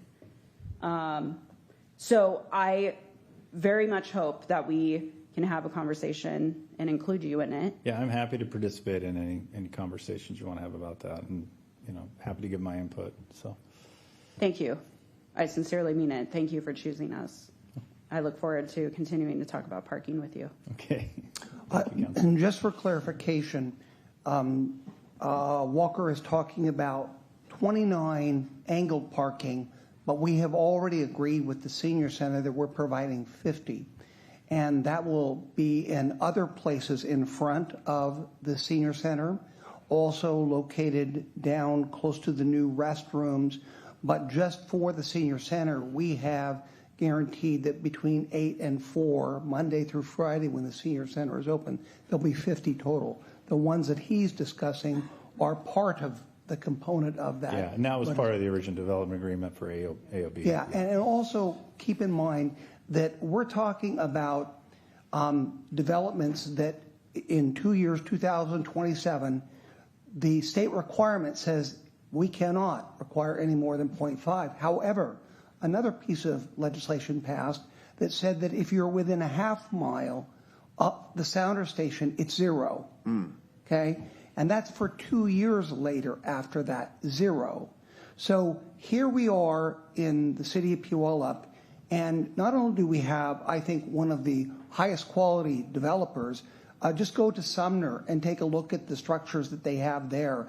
These structures we're going to have in Puyallup will be way a cut above of what they're putting in their multifamily structures there. I think the quality that you do, Walker, John, is just, I think, head and shoulders above what we're seeing in other communities. So you're getting better quality, of which, by the way, the state legislature, I'm sure, if I remember correctly, want us to even minimize our requirements that we have, our high quality requirements that we have here in Puyallup, and want to minimize our parking requirements. So it's important for us, I think, that we secure for Puyallup when we can, the best situation before these state mandates come in. And we are fortunate enough to be able to partner with someone who also sees the importance of that high quality.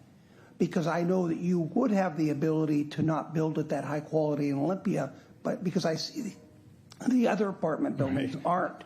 But you choose to do that. So here's a partner that we are very much in sync with. And I think it's very important that we secure this for the long term of Puyallup, because if we didn't have such a partnership, I am afraid that, just again, go to Sumner. If anybody disagrees and they want to see what other developments are doing, I tell you, I think we're a cut above that. So with that, Councilmember Johnson, do you have further comments, or is that, you would like to comment further? Yes, Mr. Mayor, just a further comment. Certainly. Proceed. So maybe this is a question for Steve. This is obviously a public meeting, and so is there, if I wanted a copy of the renderings of the AOB lot for Walker and things, I get a copy of that kind of shows how many units each the Bell property, the AOB, just to have for reference. I'd love to get a copy of that, if maybe by tomorrow, if possible, even. Yeah. Sure, more than happy to provide that to the entire council. Yeah, that'd be great. Thank you. Yeah. Councilmember Adler. Thank you, Mr. Mayor. I just want to say and make sure that folks understand. First of all, nothing that you said, Mr. Mayor, I disagree with. I just want to say that I am concerned and have been concerned, and this is not on you, Walker, or any of the other developers that we have, but I remain very concerned about the lack of infrastructure that we have in downtown Puyallup once we lose some public parking. That is not on you. And this is different than what the state is requiring for residential developments. And I'm very familiar with transit-oriented development, and I understand why you're making the decisions that you are, which is great. And that's what I want to see, and that's why I'm excited about the development. But as I have said, and everyone can run the tape over the last 24 months, it's a bigger conversation, and it starts here in City Hall about the infrastructure that we may be losing because of these great developments related to public parking and access. That's all I'm saying. Thank you very much. Thank you. Councilmember Johnson? Yes, please. Okay. Thank you, Mr. Mayor. My last one is very quick. This will be the same thing. Walker, can you tell me, get an idea, and I think it's okay to ask this, to get a gauge of your investment in our city. What do you anticipate your investment with these two properties you're going to be putting into our town? Any guesstimation? I think it's 70 million, something like that. 70 million investment. Yeah, thank you. Yeah, it's a lot of change. It is. Yeah. Thank you for that investment. Thanks, Mr. Mayor. It was important to know these. If I'm going to get some of the renderings, kind of want to know what the investment is in terms of capital and what it will generate for our city in terms of private development in our downtown core. Thank you. Okay. Thank you, Walker. Appreciate that. Yes. City Manager Steve Kirkley. So just to wrap up, Mr. Mayor and Council, our intent would be to bring this back to you for a formal public hearing on December 9th. I haven't heard any objections to that. So we will provide the proper notice for that, and we'll be back on December 9th. There'll be a public hearing, and at that point then a formal decision on the development agreement. So thank you. Thank you. Okay. No further comments. We'll move on to number 8 on the agenda, other business. We have 2 items under other business. 8A will be an informational presentation by Puyallup School District regarding the Puyallup High School road closure on 7th Street. And City Manager, you're back up. There you are. Yes, thank you. I just wanted to introduce Brian Devereaux, who's going to be doing the presentation. Brian and their traffic consultant were here in July to do a presentation, and so now this is a follow-up from that. So Brian Devereaux with the Puyallup School District. Thank you, Steve. Mayor. Thank you. Members of the council, it's a pleasure to be before you again tonight. It's amazing how fast 4 months can go by. Again, my name is Brian Devereaux. I'm the Director of Facilities Planning for Puyallup School District, and I'm joined today, Marnie Heffron with Heffron Transportation is going to be co-presenting with me. I also want to recognize a few members of our team in the audience. Brady Martin, our Executive Director of Construction, Maintenance, and Facilities Planning. You want to raise your hand there, Brady? Larry Vandenberg is our Assistant Director of Construction Management and really our project manager for all the recent work that's been done over at Puyallup High School. Larry, you want to raise your hand? Great. And also joining us today is Justin Jones, Senior Civil Engineer Consultant with JMJ Team. Justin, I'll let you, there you go.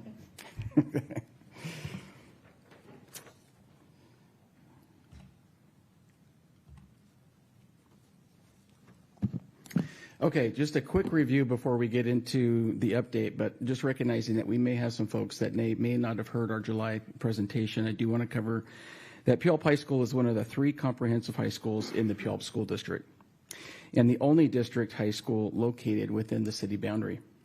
It was the first high school in the district and has resided at its current location at 105 7th Street Southwest for more than 100 years.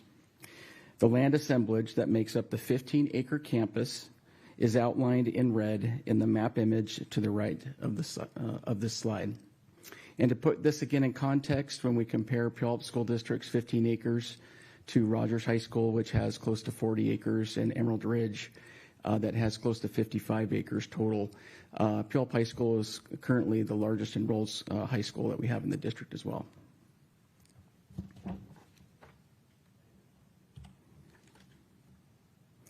This January, the district opened 6 additional classroom portables west of the gymnasium building, joining 9 existing portables residing on the same block. The additional portable classrooms did not result in a net capacity increase. Rather, it helped mitigate for lost capacity associated with the closure of the school's library science arts building that was closed in 2024. Due to safety concerns related to the high number of pedestrian trips crossing portions of both 7th Street Northwest and West Main before and after school and throughout the school day during passing periods, a pilot road closure was included as a condition in the permitting issued by the city.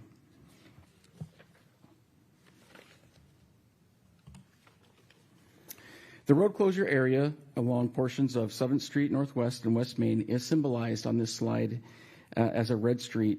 When the road closure was implemented in late December 2024, additional pickup and drop-off zones were added along West Main and 3rd Avenue Northwest, symbolized in the purple road. School bus parking has continued on the east side of campus along 6th Street over the past year. Tonight's presentation is an update to the report presented to the City Council on July 22nd. During the July presentation, we reviewed a number of different things, including the project's conditional use permit process and conditions, video footage of the pre-closure condition of 7th Street Northwest near the gymnasium building, findings and recommendations from the district's road closure traffic analysis report, and the project's positive impact related to student safety and the district's intent to pursue permanent street closure. I want to make sure before I continue that we're not going to again be going into the detail of that we did with the report that was shared back in July. It is still available on our district website, and it is a before and after technical analysis that's the meat of the work that we've done. Some of the information that we're presenting tonight is really supplemental to that work, and if someone were to look at just the supplemental information, they would be missing a lot of what has been conducted.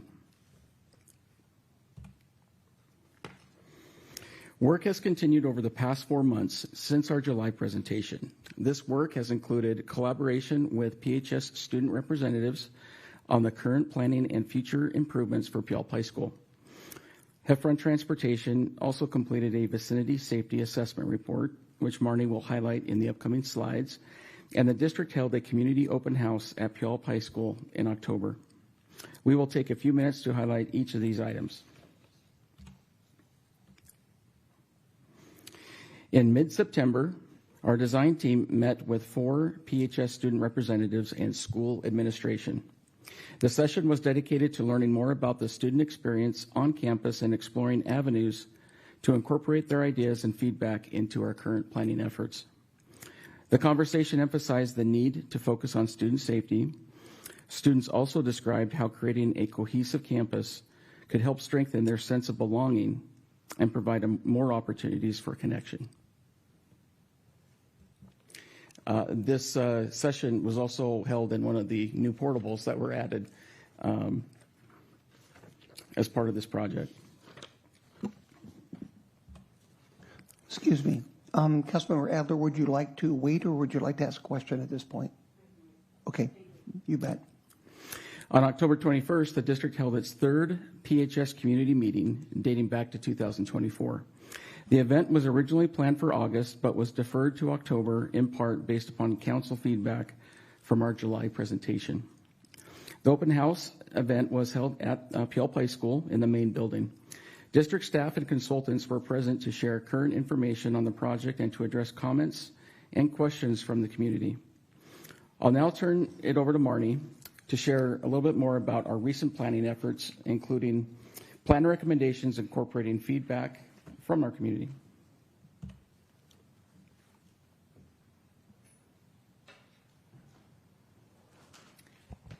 Good evening. I'm Marnie Heffron. I'm the principal of Heffron Transportation.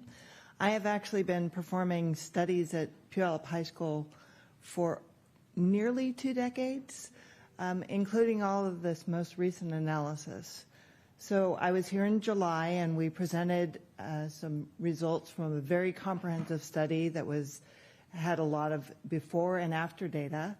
It was requested that we go do a deeper dive into some safety analysis. So what's up on your screen now is the results of that. We obtained 5.5 years worth of collision data from the Washington State Department of Transportation, and we compiled all of that data to show both the trends over the entire 5.5 years, and then if there was anything we could glean from the before period, which was before the street closed in December of 2024, and when the data were collected. It's a very small period of time, but it does show us some trends. And we'll continue to, if something were to pop up, we will be able to track against the before data. So this map here shows a little symbol that most of the heart of the high school boundary, we have no recorded collisions in that database over the 5.5 years. Some of the higher numbers of collisions are at 7th Street up at Stewart. Nearly all of those occurred before that intersection was signalized. So those were all prior to 2022. And then down at 7th and Pioneer, where there were quite a few collisions that involved angle. That's a stop sign controlled intersection. So when somebody pulls out from the stop sign and they failed to yield the right of way. Since the street has closed, there have been no accidents at that intersection. And so we don't see any increase in collisions. There's always collisions that occur, in the population. But as a result of this, we don't see any trends where we've increased them. We do see some trends where we have decreased it, particularly at that 7th and Pioneer. So overall, we do not think that the closure has contributed to any adverse safety issues in the vicinity. The other thing we've done a deeper dive into. Pardon me, excuse me, and I'm sorry to do this, kind of different ways of interjecting questions. Councilmember Adler, do you have a question? I don't want to go out of queue here, but if you can ask your question now, and then I'll go to Councilmember Gilliam. Thank you, Mr. Mayor. So, Mr. Devereaux, this is likely a question for you. Can you share what the current enrollment at PHS is, head count? Yeah, I just looked at that before we came. Our October reporting to OSPI showed approximately 780 students that are enrolled at the high school, in 1,780. So over the past couple of years, we have increased. From last year, we increased about 60 students head count. That does not include the 120 students that attend full-time Running Start that typically are not on campus but associated with Puyallup High School. 1,780 students. 1,780 students, and you met with 4 to Correct. discuss this. Correct. Okay, thank you. Councilmember Gilliam. Yeah, I was just curious if you mentioned 7th and Pioneer having 0 collisions since the street was closed. Has collisions shifted to other parts within the neighborhoods? We did not see that, no. Not, you would expect that they may have occurred someplace else on Pioneer. That didn't occur. Okay, thank you. Proceed, please. Oh, Councilmember Adler, please. I'm sorry. Go ahead. Could you go back to your previous slide? Thank you. So the data that you pulled for this additional safety analysis includes collision data for 13 intersections and 10 roadway sections obtained from WashDOT for nearly a 5.5-year period, January 1, 2020 to May 17th, 2025. So 2 questions. One, well, a question and an observation. One is, so you've been doing traffic studies surrounding Puyallup High School for over 2 decades? Okay. The question, or I guess the second question then leads me to, what led you to choose this time frame, which also includes COVID, when schools were not in-person, academics were not happening? Agree. So traditionally, we do an analysis for 3 to 5 years. So we worked with the city traffic engineer to define what period we should use. I fully acknowledge that post-opening has been a very short period of time. So comparing 5 years of pre-closure to 5 months of post-closure is not ideal. But at the time that we were requested this, that's all that we have.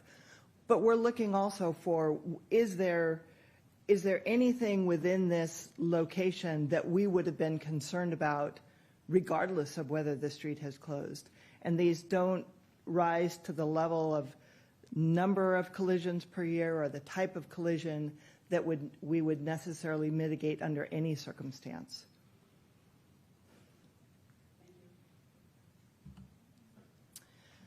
So parking is another area where we have done some more noodling, and this actually was a focus of the community open house. One of our goals with on-street parking around any institution, high school, I do a lot of work for in-city, City of Seattle schools where we have enormous pressures, including Roosevelt High School that's got a light rail station next to it. And we want to manage our parking so that the on-street parking serves more of the residential population and to keep the students constrained. So we're recommending that we push some of that longer-term student parking closer to the school. Brian had showed you a figure that we had put passenger loading area up on 3rd. And we are recommending that at least half of that street be reverted back to 8-hour parking so that we get more students who park there. We do foresee and see a need in that area that's just north of the gym where we have an activity bus that needs to come in. So having a time-restricted zone on that block to accommodate that bus. And then the biggest changes we were seeing is that as just before this street was closed, the city went in and expanded their residential restricted parking zone, the permit parking zone for neighbors. But those all have 4-hour time limits. And what we heard from the community is that their students are still parking in those 4-hour spaces or they're moving their car around. And so we would recommend that 4-hour become a 2-hour, except with permit, which then makes it much more difficult for a student to park there and would open up some space for the residents. And so we're particularly those areas that are closest in to recommend that change to the city. And if there are other streets that neighbors felt that they wanted the same sorts, it would be something that could be done. It's very hard to enforce a 4-hour limit because the meter enforcement people have to go around, or the time enforcement, and they might do a check at 9 a.m. They have to have that same car there at 1, and then by the end of the day by 4. And so it's nearly impossible to enforce that 4-hour limit. A 2-hour limit is much easier to enforce. So those are our recommended parking changes. I also want to state that this pilot program is a pilot. It was done with temporary improvements. We have a gate up. So as we evolve this plan, certainly some of the physical features and traffic improvements will be further improved as we pull that into the design. Did you finish? Have more? Can you also please explain the process?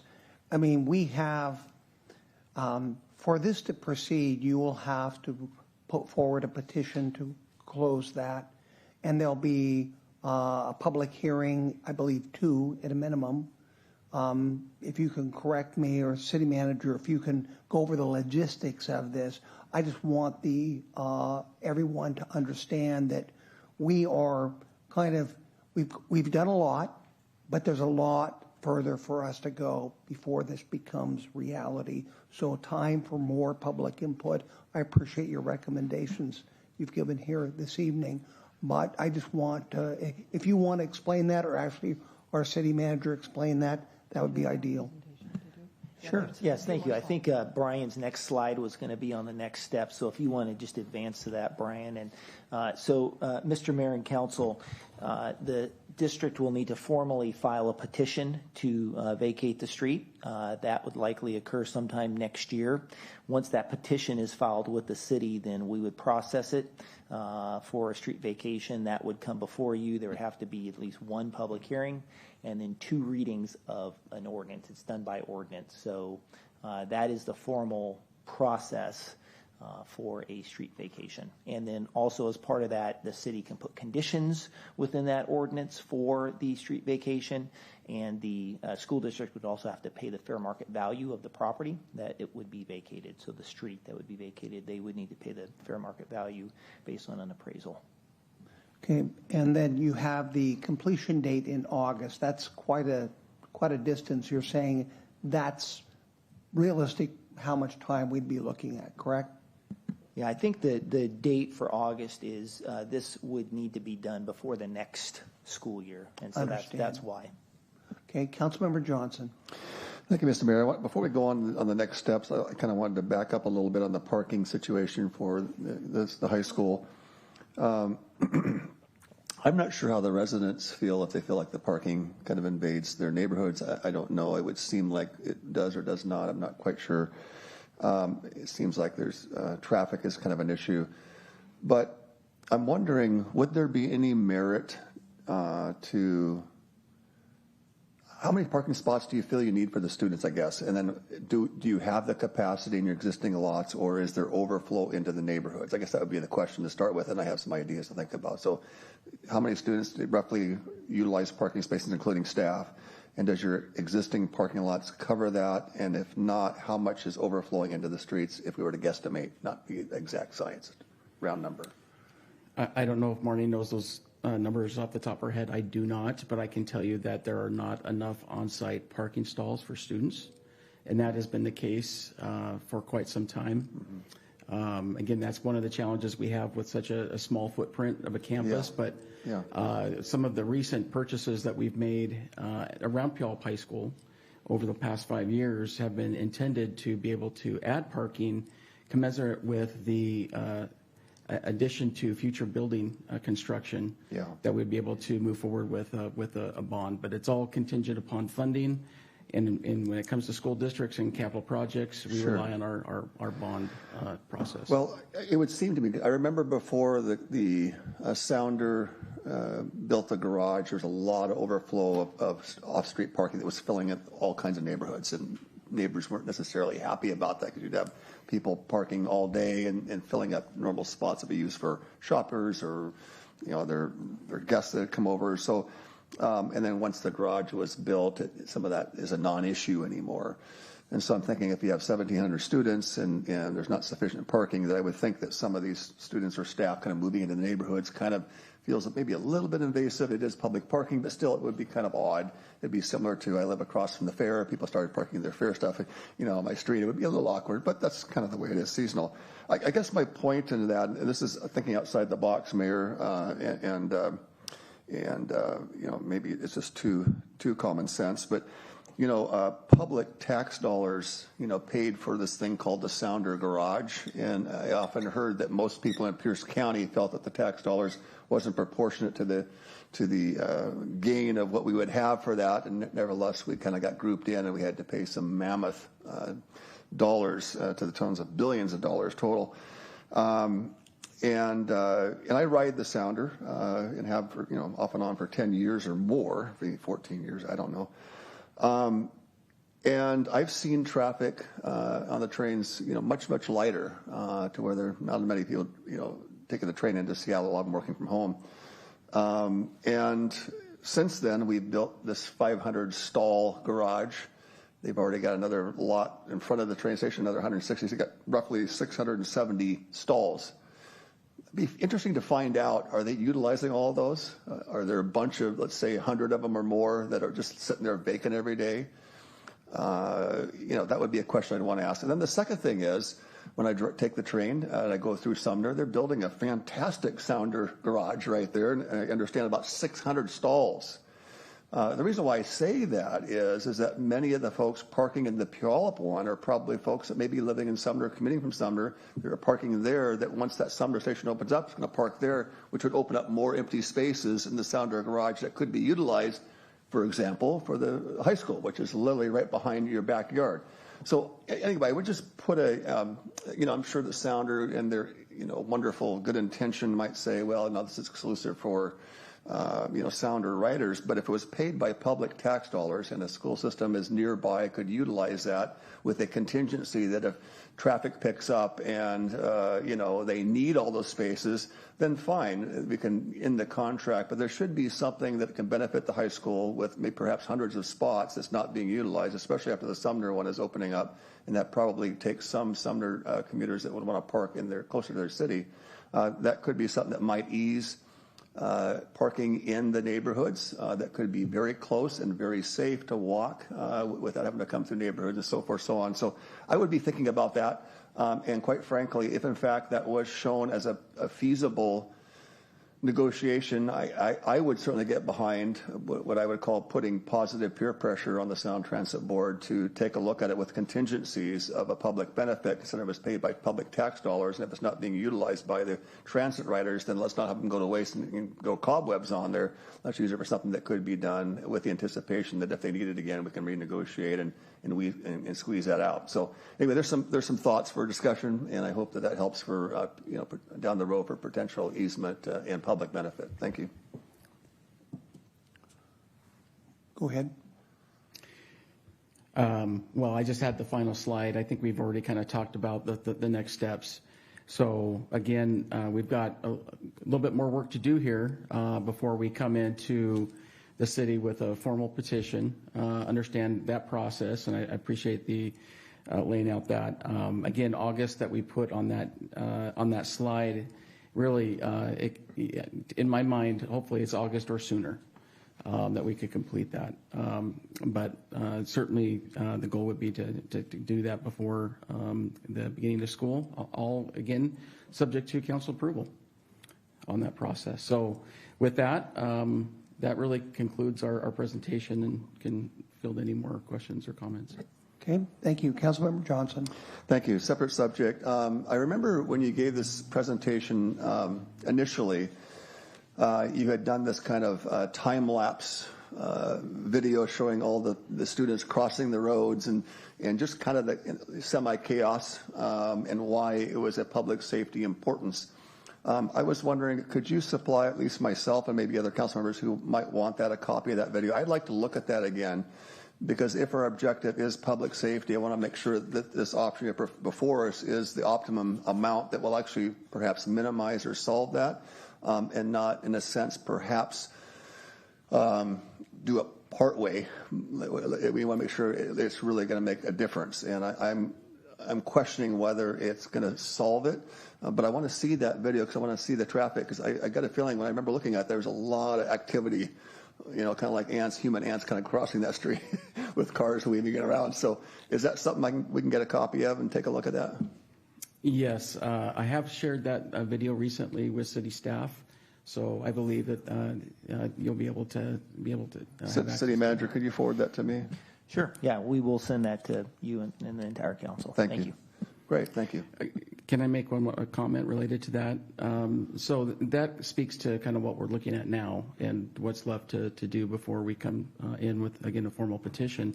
You mentioned that activity, and one of the things that we saw is we still have a lot of students. It's not to the degree that we saw across 7th going to and from portables, but before and after school, there's a lot of student pedestrian movement that's happening between the parking lot and the school building. And we see a diagonal kind of pedestrian flow that's happening. Sometimes they're in the crosswalk, sometimes they're not in the marked crosswalk. That is an area that is that we've identified. It's something that we would like to see improved if we're able to move forward with a more permanent solution. That would be, this is at the corner of 7th Street Northwest and 2nd Avenue Northwest. Again, not adjacent to the neighborhood, but we've taken a holistic view of all the impacts around campus, and that is where we have the most pedestrian traffic that's crossing a public road or walking along a public road is along that intersection. And I think there's more that can be done in that design to improve that situation if it to remain open. Yeah. I think I want to follow up on that since you commented. For the record, I've never been a huge proponent of kind of give the school what they want. I mean, I support schools and glad with what they do. And in this case, when I I actually drove down there and looked and realized, over the course of the decades I've lived in town, it's an odd situation to have this crossing, people going back and forth during the day and cars going through there. It kind of made sense to me, as much as I, am not necessarily a big proponent of kind of giving the school carte blanche, whatever they want. And I do realize that whatever changes do take place, it's going to affect the neighborhood around them. That's a given. And so if in fact this does move forward, and again, I don't think it's guaranteed that it will, but let's just say it does, I tell you one thing, the neighbors in the area better benefit from it substantially, from the inconvenience of the rerouted of traffic. And if that means street improvements, lighting, sidewalks, whatever, to make the property values and some kind of mitigation of roundabouts, all those things, they have to be built into that, because that's kind of part of the growth, making sure they're taken care of and mitigate that and make their properties at least protected against a thoroughfare, also improve the value in lighting and those kinds of things. I support it in concept because I think it makes sense, but I do think that neighbors need to be certainly, to the best ability, made whole in that diversion of traffic. And I think it can be done, and I believe it can be done, and I think that we'll get there. That's optimistic speaking. And I have no doubt that we'll get there, but it's maybe a little bit of wrestling a little bit to get there, but I think we'll get there. I'm looking forward to the end result and get beyond it. Thank you. Thank you. Councilmember Gilliam. Thank you, Mayor Castma. I'm not entirely sure how to start my thoughts. Being a teacher for my day job, yes, I work for the Puyallup School District. I'm not speaking against the Puyallup School District in any way, but I'm a huge supporter of civic responsibility with our young people. And with things being redirected more into the neighborhoods, yes, it's a small footprint, I understand that.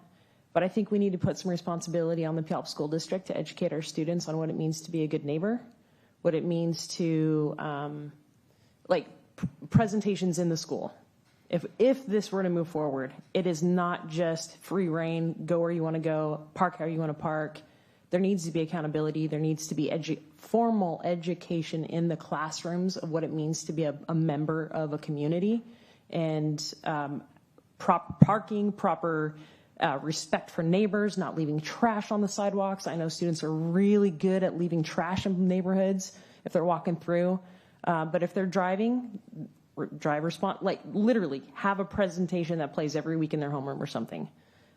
Because we need to put responsibility on our students to be good neighbors if this is going to happen. And I am formally requesting that there needs to be a presentation brought before the students on what it means to be a positive member of a community, the impact that they have. I also would like to see more student voice. You only met with 4 students in a portable. There needs to be more student involvement, but there absolutely needs to be student accountability, even peer-to-peer. Hey, that's not how we do things here. We're going to respect our neighbors. We're going to, whatever the verbiage needs to be, there needs to be accountability on the students and how they treat their neighbors. So I'd like to put that out there as well. Thank you. Thank you. Councilmember Adler. Thank you. Just real quickly, I want to echo Councilmember Gilliam's comments. It was like you read my mind. While you were talking, I did think to myself about the many times I sat in the auditorium or in the gym when I was at Puyallup High School, and the different assemblies or briefings that I sat through related to whatever new rule that was upon us, or a change. When I graduated from Puyallup in 2007, so the closure between the main building and the pool gym that was closed. And as I mentioned, the last time you gave your presentation, I had 2 classmates that were hit crossing the street between the gym and the portables, walking towards the parking lots. And I would like to see, and again, echoing Councilmember Gilliam's comments, I would like to see what that conversation with students might look like, and involvement from student leadership. The Viking Renaissance is very impressive, and what they've been able to do on campus. It's a very good culture. Of course, it could always be better, but I have been very inspired by what I see between students on campus, and hope that there could be some formal, somewhat serious conversations about, we want to protect you, students. We also are a member of our neighborhood. We're also a member of our community, and these are the expectations. So, thank you. Thank you, Councilmember Adler. Councilmember Winning. Just barely got in there. I just had a question. You talked about changing the parking time limits from 4 hours to 2 hours to free up the parking for residents, and so that the students aren't able to park there as well. Where do those students now park? Do you have are they just going to be pushed out further into the neighborhoods? What's the effect there of changing those time limits? So just prior to the street being closed, the city staff went through and expanded the neighborhood permit district with the intent that we don't want the students to be parking in that neighborhood. But the time limit that they put on that permit is not having the effect that they want. So it would be really just tinkering with that, with the intent that those neighborhood streets really are excluded from student use. The students, there is capacity towards 5th Avenue, where some of that street parking, up on 3rd Avenue, you mentioned the Sound Transit Garage. I think the school wants to discourage that because nothing good can really come when students go park in the garage. But but those are things that we can talk about. And then we also noticed that there are students who are parking south of Pioneer. So as you disperse them, there's fewer parked on the street. They don't use all the parking on the street. And that's how you manage in an urban environment, is not have it be concentrated is our intent. And so have you looked at the areas further out where these students are likely to go? You know, how big a perimeter are we expecting if we change those time limits? So one of the things that Brian didn't mention is that between when we were here in the summer and since the beginning of the school year, they have put in some policies that have done a good job of pulling more students into their lots. So they have increased the number of permits, almost an oversell like you would do in a employment situation of their parking permits, and they've found that they have higher utilization of their on-street spaces. So we've actually seen the effect of more people coming off the streets and into the lots, and we want to continue with those programs as well. Thank you. Councilmember Johnson. Thank you, Mr. Mayor. Yeah, and thank you for sharing that. I was surprised to hear the school doesn't really want that, them parking in the Sounder garage as an option. I'm discouraged. I hope the school changes their mind on that, especially if there's some studies in that. So I'm really bothered by that comment. Because the implication is that if you don't really want them in a commercial, structured, safe, easy in and out, safe to get to school, because of fear of whatever's going to happen in the parking lot, that's not a really good excuse for that. I don't know. The alternative is they go into the neighborhoods and affect residents rather than a commercial, a structure that potentially is made for that. So I hope that there's a change of heart by the school on that thinking, based off of the impact on the neighborhoods, that we might relook at that and find a way to do it. Now, again, contingent, they may not allow us grant access to that. But there needs to be a study to find out how many is that thing being fully utilized? I don't think it is. And number two, when the Sumner one opens up in probably a few months, whenever that's going to be, many of those Sumner areas are going to move over there, so it's going to lighten that load up, and that's right in the backyard of Puyallup High School. So I'm troubled by that comment. I'd want to revisit that at some point to see if the school has change of heart or convince me on why that wouldn't be a good idea. Honestly, we're not the best ones to comment on the security challenges of the school. I would like to get feedback from our principal. I just heard it. Yeah, absolutely. I can tell you as a parent of 2 Puyallup High School students that I receive the weekly newsletter, and there's a constant reminder to not be parking in the parking garage. And I don't know if there's been any communication from Sound Transit directly to the school that has helped inform that communication. But I can tell you from what I've heard from our staff at the high school is that it's difficult to make sure that there's not things that shouldn't be going on in a parking structure. Now, there is a surface lot associated with that as well, and the surface lot looks very similar to the surface lots that we have and close just across the street from our student parking.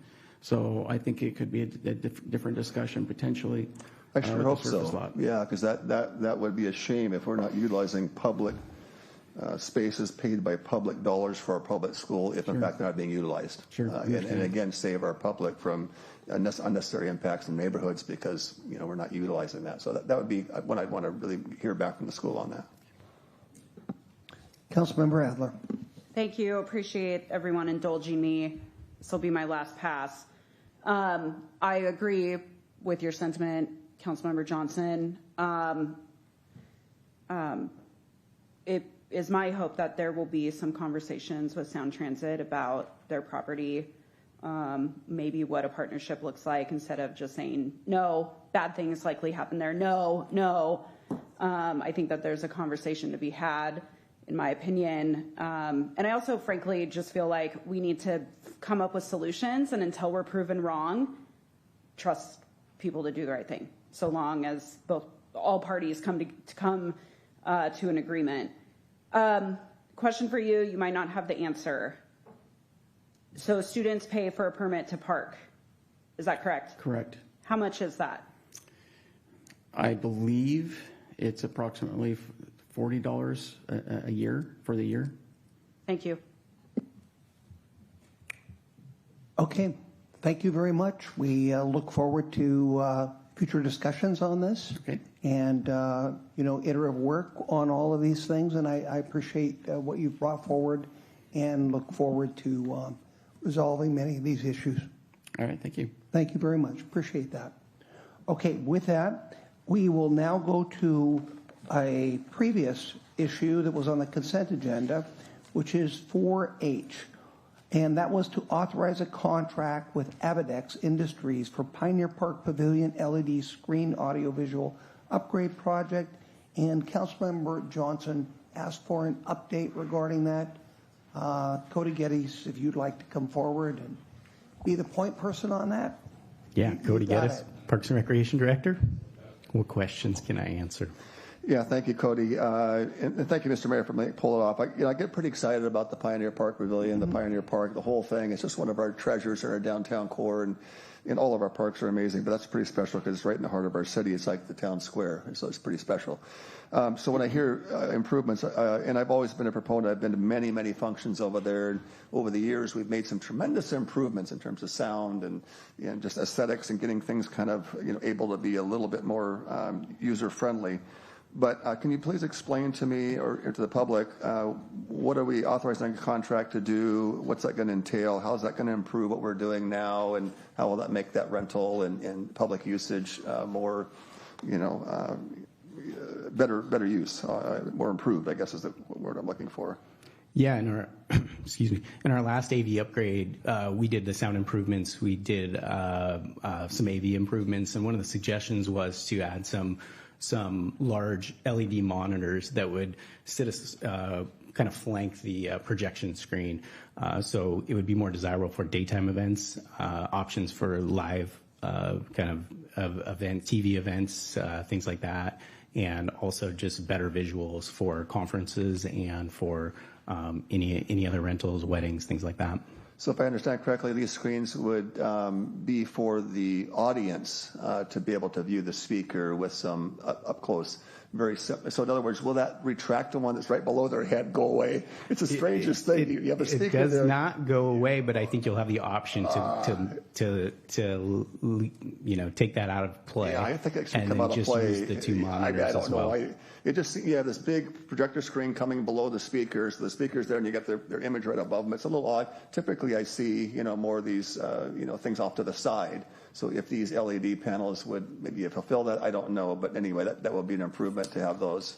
Yeah, they would fulfill that. There's two slat walls kind of on the sides above the HVAC system there, and so that's where the two monitors will be placed. And I would think that the LED, they're pretty good size. Are we talking pretty good size? Yeah, pretty good size. Okay, so I mean it's enough to project and everyone can see in that building. It's not like not like this TV. It'd be something much bigger. No, I think right? it's 165 inches. I'm not sure exactly, Okay. but yeah, Okay, substantial. Yeah. And the quality of that versus that projector is probably night and day. So I don't even know why you would even want to use that. It would be obsolete to have that one projector on this kind of projector image, and then you got these beautiful LEDs. It would look very odd to have these two crisp ones. So anyway, it's just a thought on that. So is this contract for the LEDs only, or is some other things in here that we're going to be looking at to add to that? Yeah, it's currently just for the LED installation, and then we'll have some other AV connection upgrades to make along with that after these get installed. Okay.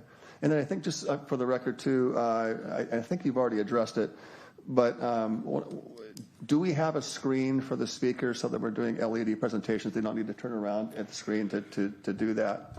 We currently have a similar monitor to this podium monitor for the speakers to use, and one of our thoughts is to upgrade that as well once we get the whole system connected. That'd be great, yeah. Because again, I watch people have to turn around and see if they got the slide, but if they had it in front of them, they could click and they know that what's there is there and makes it nice. Yeah.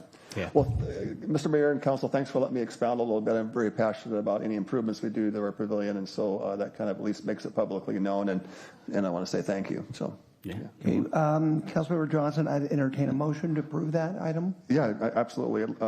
Council and Mayor, I'd like to make a motion that we approve item, it used to be 4H, but now it's 8B, I guess. Is that correct, Mr. Mayor? Refer to it as 4H is fine. Okay, 4H is fine. Okay, to authorize that we provide funding for that as mentioned in our agenda. Okay, second. Good. All those in favor indicate by saying aye. Aye. Okay, excellent. Okay, we're now going to move on to the city manager's report. City Manager Steve Kirkley, please. Yes, thank you, Mr. Mayor. No meeting next week in light of the Thanksgiving holiday. Your next meeting will be on December 2nd. Some of the items on that agenda at this point are a public hearing on the extending the interim zoning controls for the middle housing provisions. The Planning Commission is still doing their work on that and is not ready to come back to council for consideration. Also be your 2026 City Council meeting calendar will be before you. And then also Good Samaritan Multi-Care at this point will be coming to discuss some potential development agreement they may be seeking revolving around the master plan for the campus. So at this point, that is the extent of the agenda. Wishing you all happy Thanksgiving. Thank you. Appreciate those comments. We'll now move to council reports. We'll start with Councilmember Gilliam. Thank you, Mayor Castma. I just wanted to wish everyone a happy Thanksgiving. Thank you. Councilmember Adler. Thank you, Mr. Mayor. I'll be brief as well and just want to share my gratitude for the opportunity, privilege, and honor to serve our city alongside all of my colleagues up here. The honor is not lost on me every single day, and I am eternally grateful. And I do wish everyone a very happy Thanksgiving, and I look forward to finishing up 2025 with you all. Thank you very much. Thank you, Councilmember Adler. Councilmember Johnson. Thank you, Mr. Mayor. A little personal reflection. As we come into Thanksgiving, I've been through a few of these in my years, grandparents and moms and all these different events that we're going to. And of course, my grandparents and moms, and they're all passed. Although I do have a grandfather who's that remains. He's going to be turning 100 next month. He lives right here in Puyallup. And his mind is clear as a bell. I mean, it's just clear. There's no talking down to him. He can have a conversation like this. It's amazing. And so anyway, but short of that, getting back to my point is, as many as Thanksgivings that I've been in, recently I've been really finding myself, just with the pressures of life. I mean, I don't know about anybody else, but I experience pressures of life, and sometimes they can be a little weighing on you. And I've been really lacking, and this opportunity for improvement for me, especially when we come into Thanksgiving season, is a real spirit of gratitude, and to find gratitude in the things that I do have, and not the things I don't have, or the things that I want and don't have yet. So it'll be my hope and goal is to personally focus on what I'm grateful for and what I have and the blessings that are given me, because there are certainly people who, quote, have it better or whatever. But boy, there's a lot of people that have it worse. And so I don't want to be that guy that says, hey, I'm lacking always, but be grateful for what I have. And so that'll be my focus, and I hope that we can all catch that, because I think if we're all grateful, good things happen for all of us. So thank you, Mr. Mayor. Thank you. Councilmember Whitting. I'd just like to mention that I noticed that this is actually Fraud Awareness Week, and we haven't recognized that as a city, but it's a well-recognized commemoration, and it's thinking about it, it caused me concern. I know a number of our citizens are plagued by fraud, and people take advantage of them because of a lack of sophistication. We as council members get regular trainings on how to protect ourselves and identify phishing attacks and all the other different forms of computer fraud that's out there.